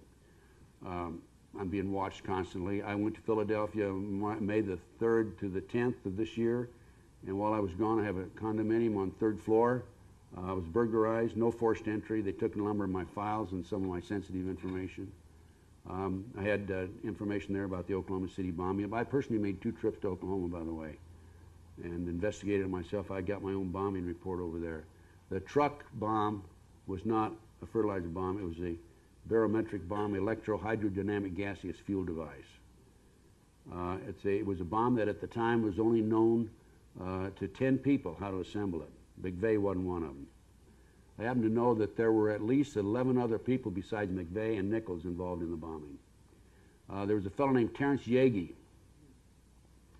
police officer, black man, 6'4", 275 pounds, powerful man. He was a buff, a video buff. He was a block from the building when it blew up. Terrence got his video camera out immediately, went over, and he saw FBI agents and BATF agents coming out of the surrounding buildings with their jackets on that said BATF and FBI. What's the ATF? Bureau of Alcohol, Tobacco, and Firearms. ATF, in other words. He started investigating the case himself like I did, and all of a sudden he's contacted by a group of prosecutors, quote unquote, quote, 5 states prosecuting task force. And they talked to him, they talked to his wife. He was to meet them at 9:30 outside of Oklahoma City at a smaller community. They found his body at 1:30. There was blood throughout his car. Somebody had disassembled the seats, taken them out. He had lacerations around his ankles and wrists. He had handcuffs. He had handcuffs on. He was stabbed in the jugular vein here and in the jugular vein here, and he had 11 cut marks up both arms, total of 13, which is satanic cult. And he was found 1.5 miles over into the cornfield someplace. Shot himself, and he was suicided. We call it Arkancided, actually. He was suicided. They said it was a suicide. They wanted to get their hands on that videotape. And I don't think they did. I don't know where it is. But there were more people involved in that than McVeigh and Nichols. McVeigh was a patsy, as my friend back here mentioned it. This bombing was, the purpose was to pass the anti-terrorism legislation. I gave a speech in Palm Springs. Let's see, this was April the 19th, and I think it was May the 3rd. The national press was there because Mark Kornke from Michigan was the main speaker. And when I accepted the speech, I didn't know Kornke was going to be there. They said, will you give a speech? And I said, sure, I'll give a speech to anybody. And so I went down there, and I found out Kornke was the main speaker, which was fine. But they had Time Magazine, everybody else there, mainstream. And in my speech, I said that this was an act by a demonic element within the government that wanted the anti-terrorism legislation passed. And I was right. I was right on target. Now, this anti-terrorism legislation in America was written under the Bush administration, and one of the authors is a female Department of Justice attorney. She made the statement publicly before this before this passes, people will have to be killed. This was back in the 80s. Along comes the World Trade Center, 1993. New York Times, October 28, 1993. You want to get I got a copy of it in here, by the way. It states that the FBI had an informant, Salam, who was in with the terrorist group involved in the terrorist attack itself. Salam told the FBI in advance about the bombing, and the FBI not only knew in advance, they furnished the ingredients for the bomb. But there were only 6 people killed there. $1 million, 1,000 people injured, and $500,000 in damage. Not enough people killed to pass the anti-terrorism. 2 years later, 168, there were enough. I have a video back here, Oklahoma City cover-up. It's the TV that was shown the afternoon of the bombing in Oklahoma City. And the announcer says, hey, they found an unexploded bomb, and it shows people running from the building. And a little while later, the announcer says, they found another unexploded bomb. This time we're going to find out who did this because it has U.S. Army written on it. Now this is right on TV, right? The true facts will usually be stated within a day or a day and a half after the incident. After that, then they start spinning it, right, and changing it. But like I said today, with the satanic aspect of it on these school shootings. This is right there. I mean, it cannot be refuted. There were, as I said, there were 11 other people involved in the bombing. The government knew about it. A girl named Carol Howe was an ATF informant. She told the ATF about it in advance. In fact, she helped case the building with some of the terrorists. There was a fellow named Kerry Gagan in Denver, Colorado, who was an FBI informant out of Mexico City, working with the Iranians. He told the FBI about the bombing in advance. And what did they do with Carol Howe and with Kerry Gagan? You want to guess? They prosecuted him. They tried to put him in jail because they didn't want him talking. What happened a year after the bombing? The anti-terrorism passed. It took away our constitutional rights in the way of indiscriminate wiretaps. The president can designate a group as a terrorist group and say they cannot earn any money. It allowed the CIA to operate internally. Before that, they couldn't operate in the United States, and it goes on and on and on. Now, one other point I want to make, and then we'll take questions. And that is the great American news media, the mainstream media. I have an article in here, in this book, and it's not an article, it's part of the Congressional Record, February 9, 1917. And a Congressman Callaway makes a statement in there that in 1915, the J.P. Morgan interests bought up 25 of America's leading newspapers for the purpose of controlling the news in the United States, inserted their own editors, and thereafter began a campaign to control the mainstream media and information that went to the American people. This was 85 years ago, folks. What do you think they've done since then? Look at Peter Jennings and Dan Rather and Paul and Brokaw. Brokaw, by the way, is from Omaha, and he's a very close friend of Warren Buffett.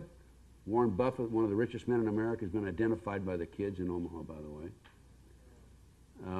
So there you go. Mainstream media, they've got them in their hip pocket. People Magazine on my McMartin case. People Magazine did an article on the tunnels, the fact that we found tunnels. They interviewed Gary Stickle, the archaeologist, and we gave him all the documentation. I have the documentation in this book here also. And you know what? They came right out in their magazine and said they didn't find any tunnels in the tunnel dig. So, let's, any more? Should we take questions? How much time do we have? You have another 23 minutes for questions. Anybody want to ask any questions? Yes. To the mic, please. Question. Huh? It's interesting that the head of the KGB over in Russia is now president there, and the son of the former CIA director in the United States is going to be president here. And my understanding, I heard this, and I'd like your take on it, is that they picked Dick Cheney because he's 63 years old or something. He'll be 71 in 8 years, and he certainly won't run for president at that time. And so that'll lay the groundwork for, guess who? Hillary. Jeb. Oh, Jeb? Okay. It doesn't surprise me. What do you think? My informant, actually ex-FBI informant, Darlene Novinger, has put Jeb and George Bush into the drug operation. Jeb along with George Sr. Another question there?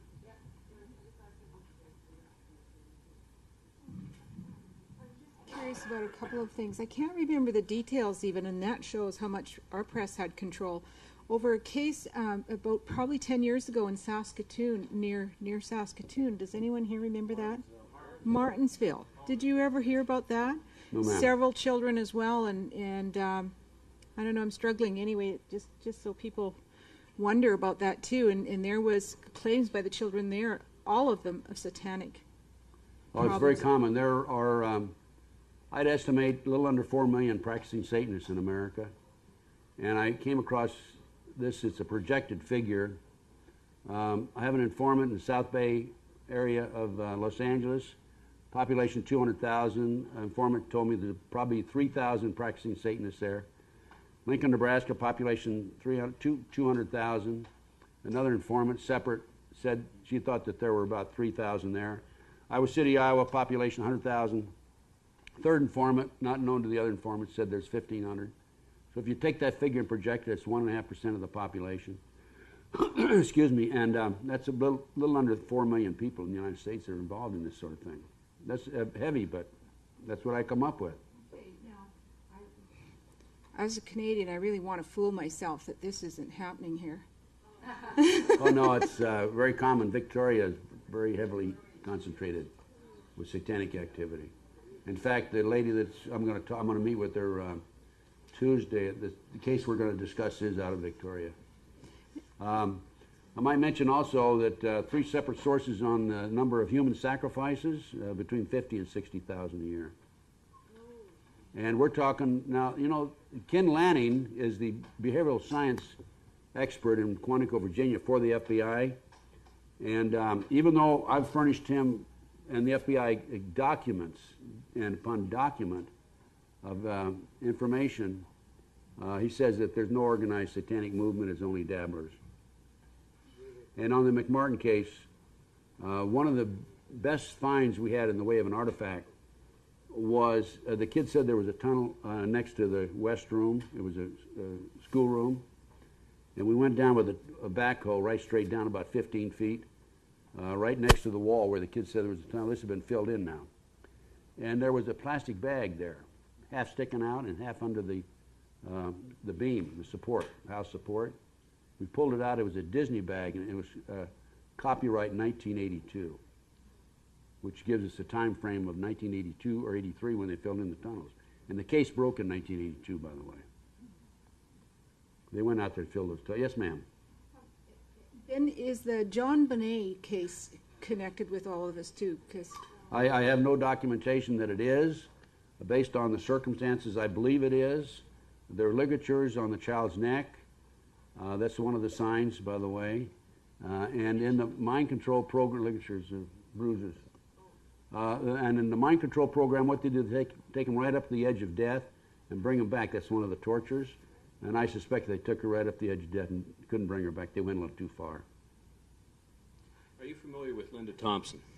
I know of her. All right. You know if she's still alive or anything like that? Because I know she puts out a lot of same materials that you are and take the same stand, although she's not with the FBI. She's a lawyer out of Indianapolis area.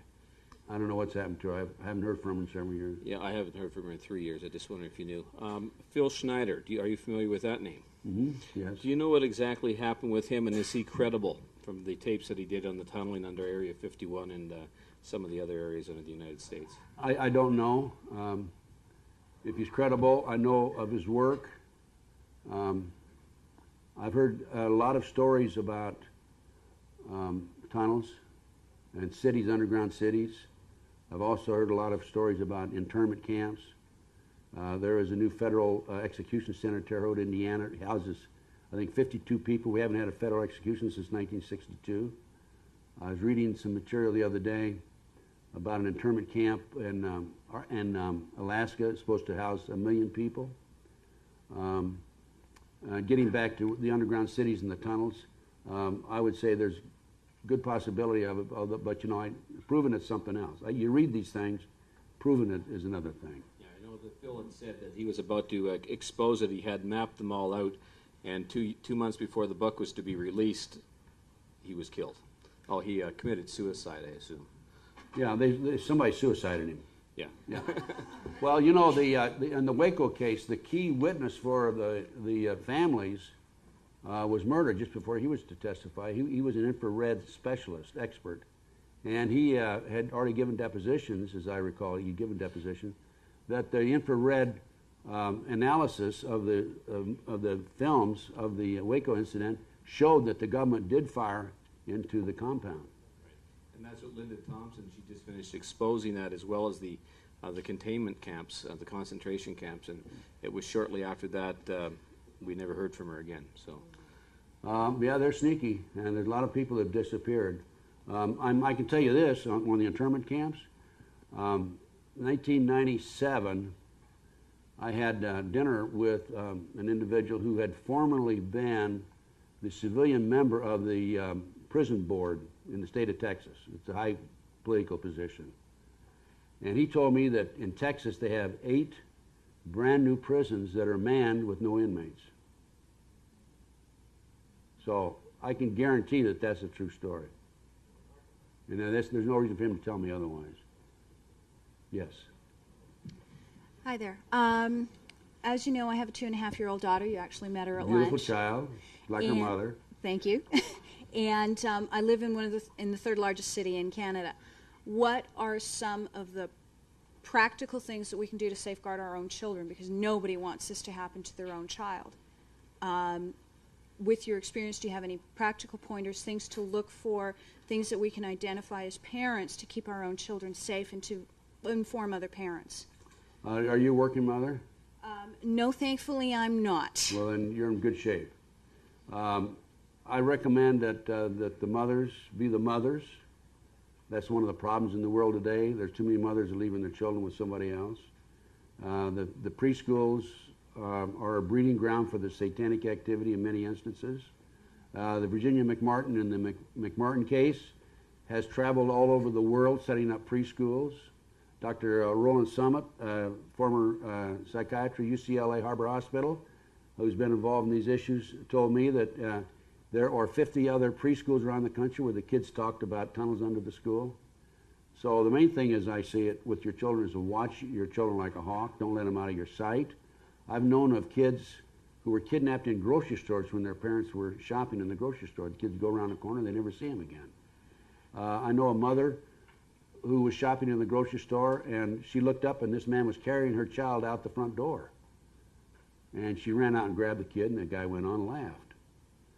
So I think the main thing is to, you know, watch your child like a hawk. Don't turn your child over to anybody else. And if you do have to have a babysitter, make sure you know the babysitter. One of the things that they did with the kids in the McMartin case is they would tell these little 2, 3, 4-year-old kids in front, after they would burn the babies or sacrifice the babies or cut them up, we're going to do this to your brother, your sister, your mother, your daddy if you talk. And the one little girl, they took her home, molested her in her own bedroom, left a memento there, took her cat, came back, and sacrificed the cat in front of her and the other kids. Now you think that's why the big issue is, well, why don't the children talk? Why don't the children? They don't dare talk. They're scared to death. Main thing is just watch your child closely. That's all I mean. Now I have a list. If you are suspect of your child being molested, or if you do have your kid in a preschool and you think there's a problem, I have a whole checkoff list of things to look for, like blood in the diaper, change of personality, the child has an unusual interest in her genitals, his or her genitals, that sort of thing. That's a list of about 3 or 4 pages long. And if somebody wants to drop me a note, I didn't bring it with me, I'll be glad to furnish it to them. By the way, while I'm thinking about it, I've got I've got some fantastic research over there. I got some great videos. Normally those videos sell for like $23 in the States. If anybody wants them, I'd just soon not take them back with me. I'd like to leave them here in Canada, to be honest with you. I'll give them to you for $20 each, which is about $12 US. Anything on that table except the Bryce Taylor, you can have that for $20 flat across the board. I have an article here that I meant to say something about during the lecture. It was in the recent National Enquirer. It's about all the people that have been killed, murdered, suicided, or suspiciously dead from the Clinton administration. The number's up to 45 people. I thought it was higher than that, but you know. That's since he's been president? That's since he's been president, including the two little boys in Arkansas who they said committed suicide. Teenagers Kevin Ives and Don Henry were run over and killed by a train in rural Arkansas after they supposedly fell asleep on the tracks in a marijuana-induced stupor. Ives' mother, however, says the boys witnessed drug drops linked to Clinton pals, and a forensic expert concluded they were murdered. The next four victims are teens who allegedly knew too much about what Ives and Henry had witnessed. They went out one night camping, these two little boys, I think they're 11 and 12 years old, and they ran into a drug drop that ties back into Clinton and his boys. A plane was coming in and they dropped some packages, and they were stabbed in the back, and then they were placed on the railroad tracks and tried to make it look like suicide. They were murdered, covered up by the Clinton administration. One of the saddest stories here on the Clinton situation, there's a little girl named Mary Mahoney who was an intern and who was approached by, Clinton put a move on her. She was a little 21-year-old girl. And she quit the White House for that reason. I went over and got a job in Georgetown working for Starbucks. And Chelsea came in there one night and ordered, and saw her, said hello to her, and ordered a cup of coffee. 2 weeks later, some gunmen came in and killed her and two other people in Starbucks. Shot them. No robbery, just murdered them. This man is a brutal, evil psychopath. And so are his buddies. Yes, question. What approach, if any, might we be taking to speak to our own children about these issues, or do we simply risk losing our children by talking to them about it? Oh, boy, that's a tough one. Are we any psychiatrists here? I think that's a call you have to make. I don't think it hurts to educate your kids and to scare the hell out of them about this is what's going on here. What usually happens in the satanic movement, these kids are multi-generation. The mothers and fathers, or grandmothers, grandfathers are part of the movement. And like Kathy O'Brien and Bryce Taylor, and I have a book by Bryce over here, thanks to the memories, they were born into the movement. And so the problem that you have is your kids now, if you're not multi-generation yourself, or your parent, or your parents, their grandparents, the problem you have is them being recruited now, when they get into junior high and high school. I think a good solid base is a good Christian background. Talk to your kids about what's right and what's wrong. Educate them on this. Sure, I'd let them know about what they can expect, because if there's any indication at all or inclination that they have that they might be recruited, they will come after them. What they usually do is they start with little parties, and they'll bring out a little marijuana. If the kid doesn't object to that, they go on to something harder, and then they go on to something harder. And they usually observe these kids for about 2 years before they try to recruit them.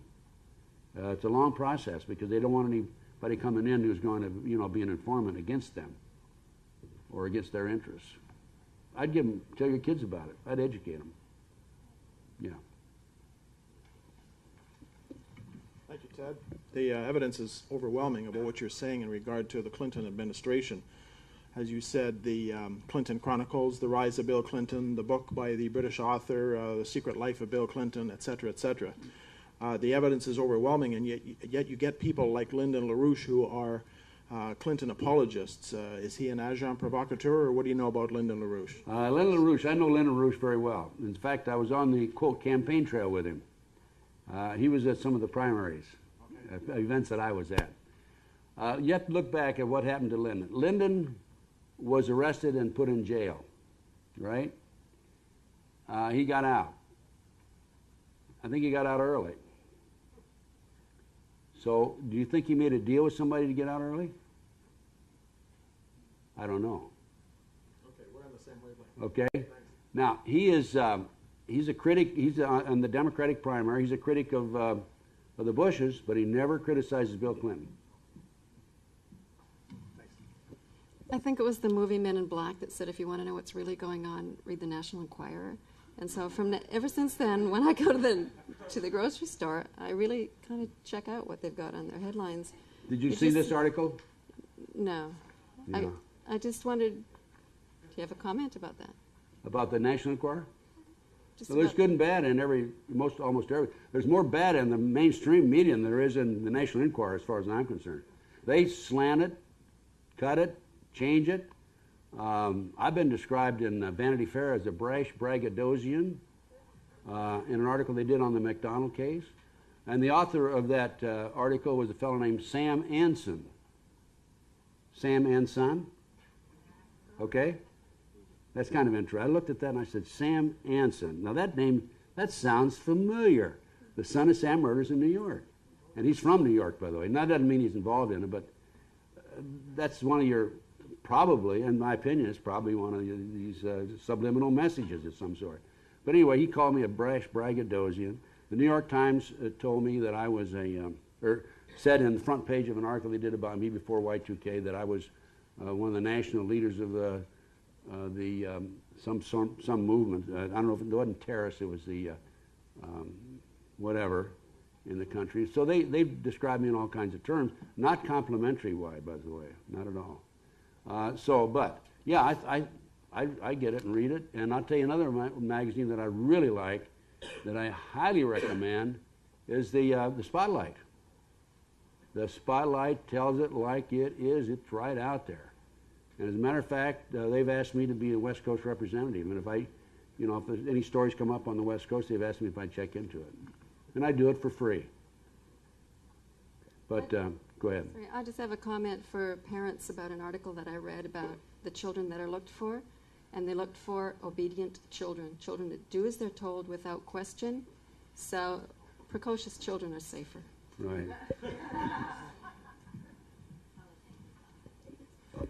Hi, Ted. Where I come from in South Africa, we have approximately 25,000 children disappearing every year. There's been a huge investigation into where these children are disappearing, and they have found the children leaving in aeroplanes out to Europe. These are street urchins and children that have been given $5 and told they're going on a trip overseas, and their parents actually say that's great and they're going to get uplifted and things like that, and they're going to get an education overseas, and they're going into sex slavery and Satanism. There's been a lot of evidence of ritual killings. They found one burial ground where 15 children were buried under a bridge. What happened? The police there put on a concerted effort to investigate these deaths and things that were happening. But they overzealously went on a witch hunt, and anybody that was into any kind of alternative thinking was all of a sudden branded as a Satanist. And the police were going around from school to school giving talks and asking children to snitch on each other and go to the headmaster so they could draw up a list. Just because my father was a homeopath, I was all of a sudden a Satanist. They came to our house and they, under the Security Act, pulled the house apart trying to look for satanic articles and things like that. Subsequently, we found the head of the department researching this was a Satanist himself. Yeah, they've infiltrated. This stuff tells into the Illuminati, the drug operation, pornography. And still to this day, I practice alternative medicine in South Africa and still branded a Satanist because of a very closed-mindedness. And I just want to know where they draw the line where Satanism actually starts and ends, because people who are generally free thinkers who use natural products, for instance, can be labeled as such as well. Well, I've been told by people inside the cults and at high levels that the communists have infiltrated the cult drug network in this country today. And this is all part of the communist movement to take over from within. And I have no reason to believe it isn't true. There's another thing I would like to express that I've noticed when I've been up here in the Starbucks stores where all the kids are hanging out. If you look on the fancy murals they got on their walls, every single wall in every Starbucks store has the pyramid with the eye bleeding into a chalice, a satanic cup. Yeah, I Look at noticed that carefully. too. I've noticed that also. You'll see that Illuminati pyramid almost every day. Yeah. Thank you. No, go ahead. Yeah, you got a few more minutes. You had mentioned a number of other people that were relaying information onto you, and some of them had been killed.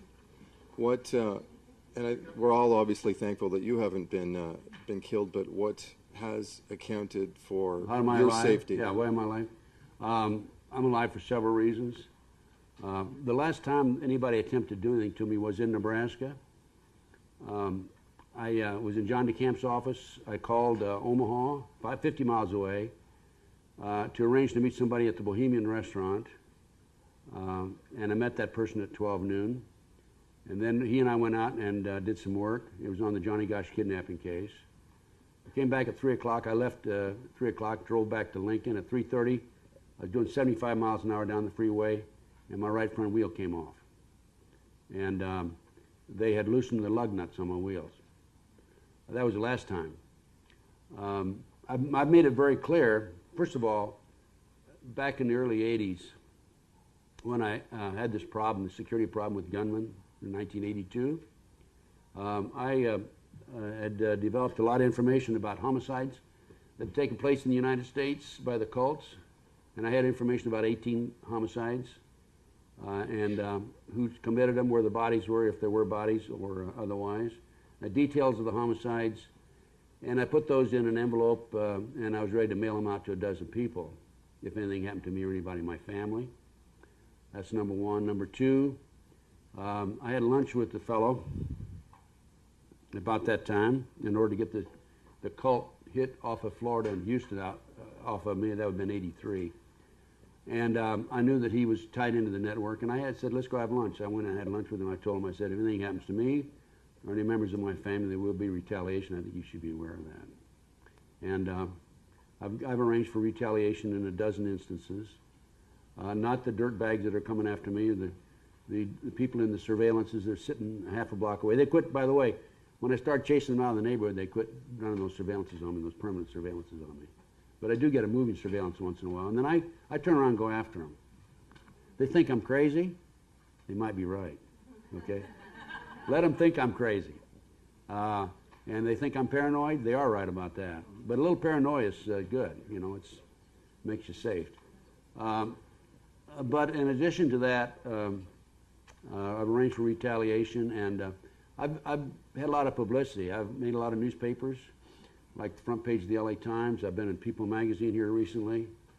And I've been on a lot of TV shows and radio talk shows. I have my own show, and on Stan Solomon's show and all that. So if they do anything to me, it'd be counterproductive. It'd just give me credibility. And I don't think they want to mess with me or my family. They really shouldn't. It'd be very dangerous for some of them. Just two quick questions, and the second one I think is, maybe it's rhetorical, but if you were able to round up these people that were committing these crimes, Clintons, members of the Illuminati and stuff like that, what do you think would be an exact punishment for their crimes? I think you have to consider the facts and the evidence that be gathered before you can make a conclusion as to what should be pumped. Anybody involved in murder, as far as I'm concerned, they should be executed themselves. I mean, you know. I think we all agree with that. Yeah. Oh yeah. The other one is, these people are animals. They're evil people. You mentioned earlier that you considered yourself a Lone Ranger. Have you been looking for a Tonto? No, I don't even trust Tonto. Okay. I'm a Lone Ranger without Tonto. I have a National Enquirer type question. Everyone's afraid to ask it.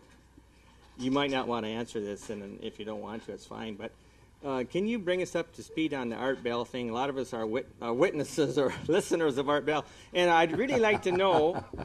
You don't have to say a whole bunch, but I would really like to know.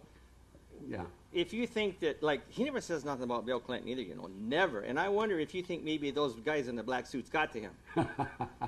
You know, I don't mind you asking that question. Okay.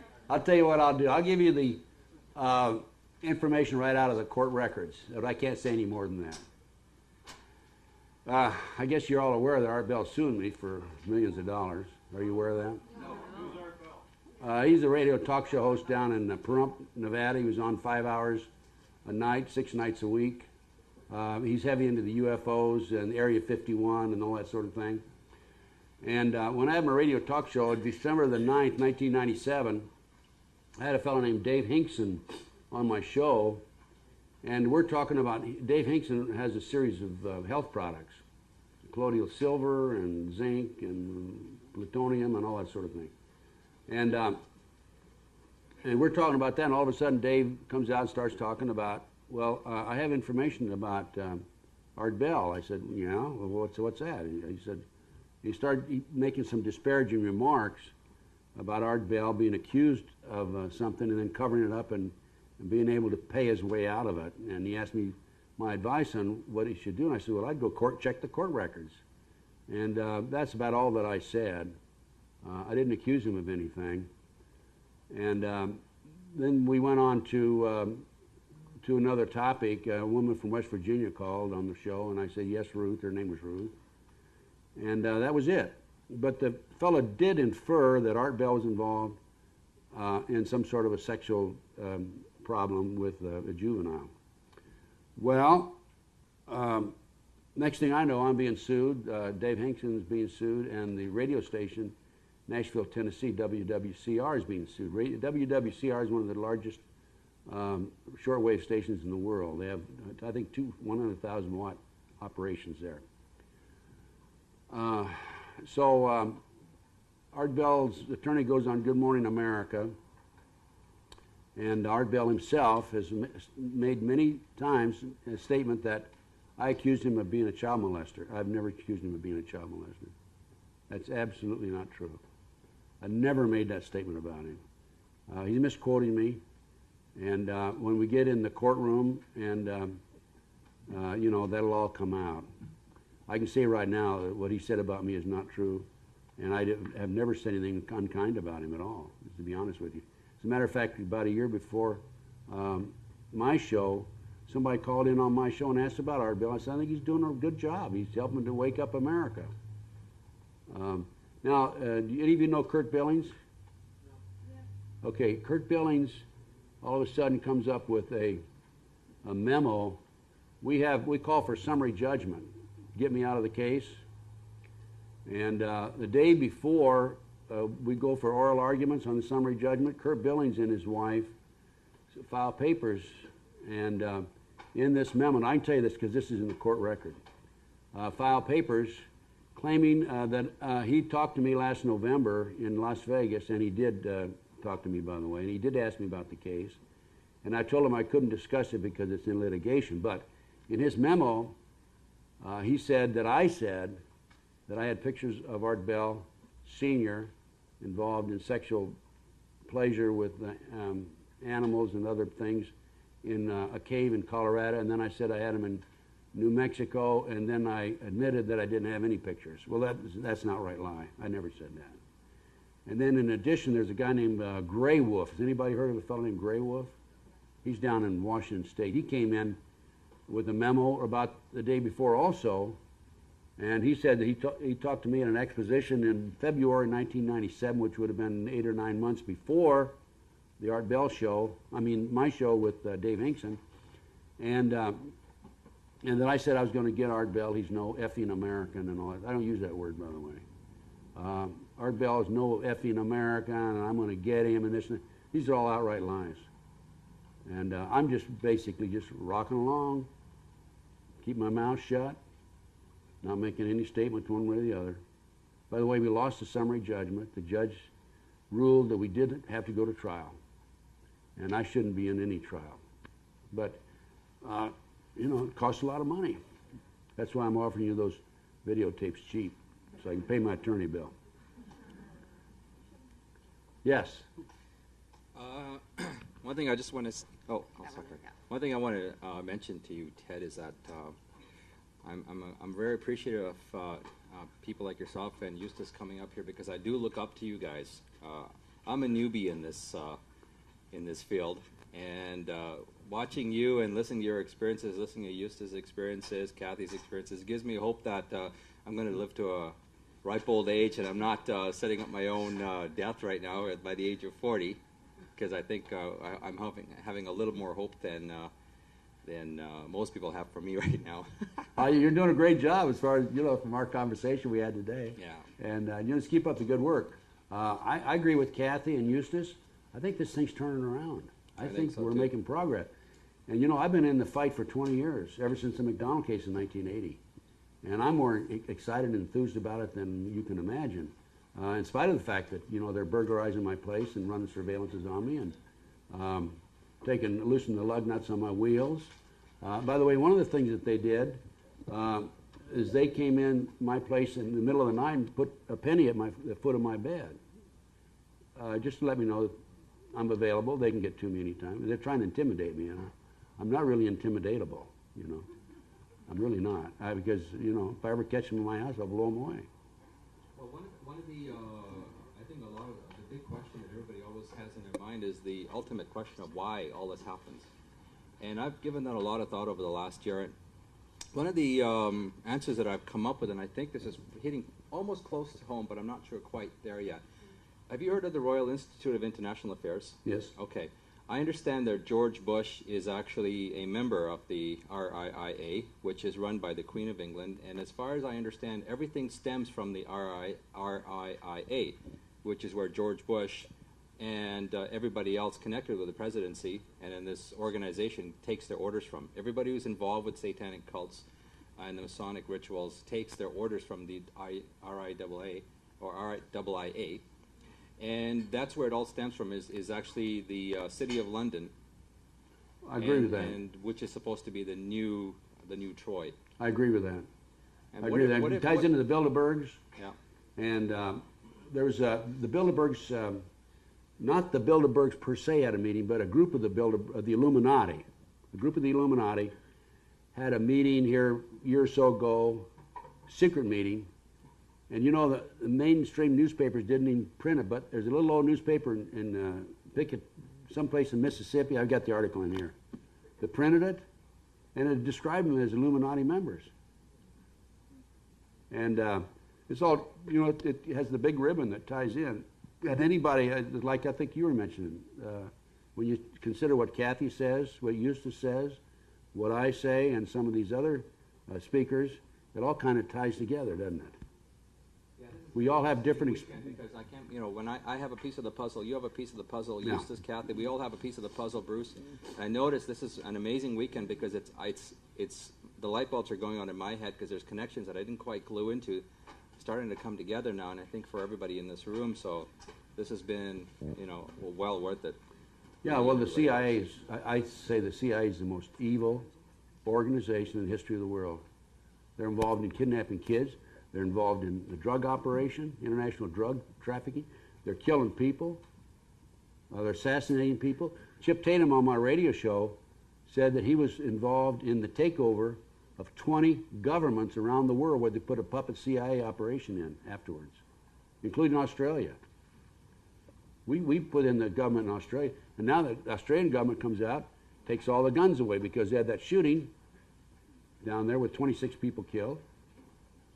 That's all planned. Last question. Can you comment on the New Age movement? Can I what, ma'am? Comment on what they call the New Age movement. Yeah, the New Age. The New Age is I don't know that there's a New Age movement right today. I think that's kind of pre-hippie day, wasn't it? Part of the hippie movement back in the '60s. And Not really. what do you? I think it's even bigger now, dude. Do you? 2000 to 212. Yeah. I haven't done any research on that. Can you comment on it? No, I'm just. Yeah. I'm curious. For instance, there's a lot of people out right now that are teaching, working with personal light vehicles to do with sacred geometry, that Right. kind. Okay, so that's what I mean. And Astrology and that sort of thing. yes, but I do that work, and I'm sure in hell not a Satanist. Well, no, I don't. I'm not saying that every New Age person is involved in the satanic movement. But I know that a lot of the people in the satanic movement are involved in astrology and that sort of thing. But just because I make a statement like that doesn't mean it applies to everybody. Yeah, I don't know that much about the New Age, really. Are there any New Age experts here that want to comment? We haven't got time for comments, I'm sorry. We're all through. We are all through. I'm going to put my Thank you shoes so back much, on, Ted. and that's You're it. wonderful. Thank you very much. Thanks.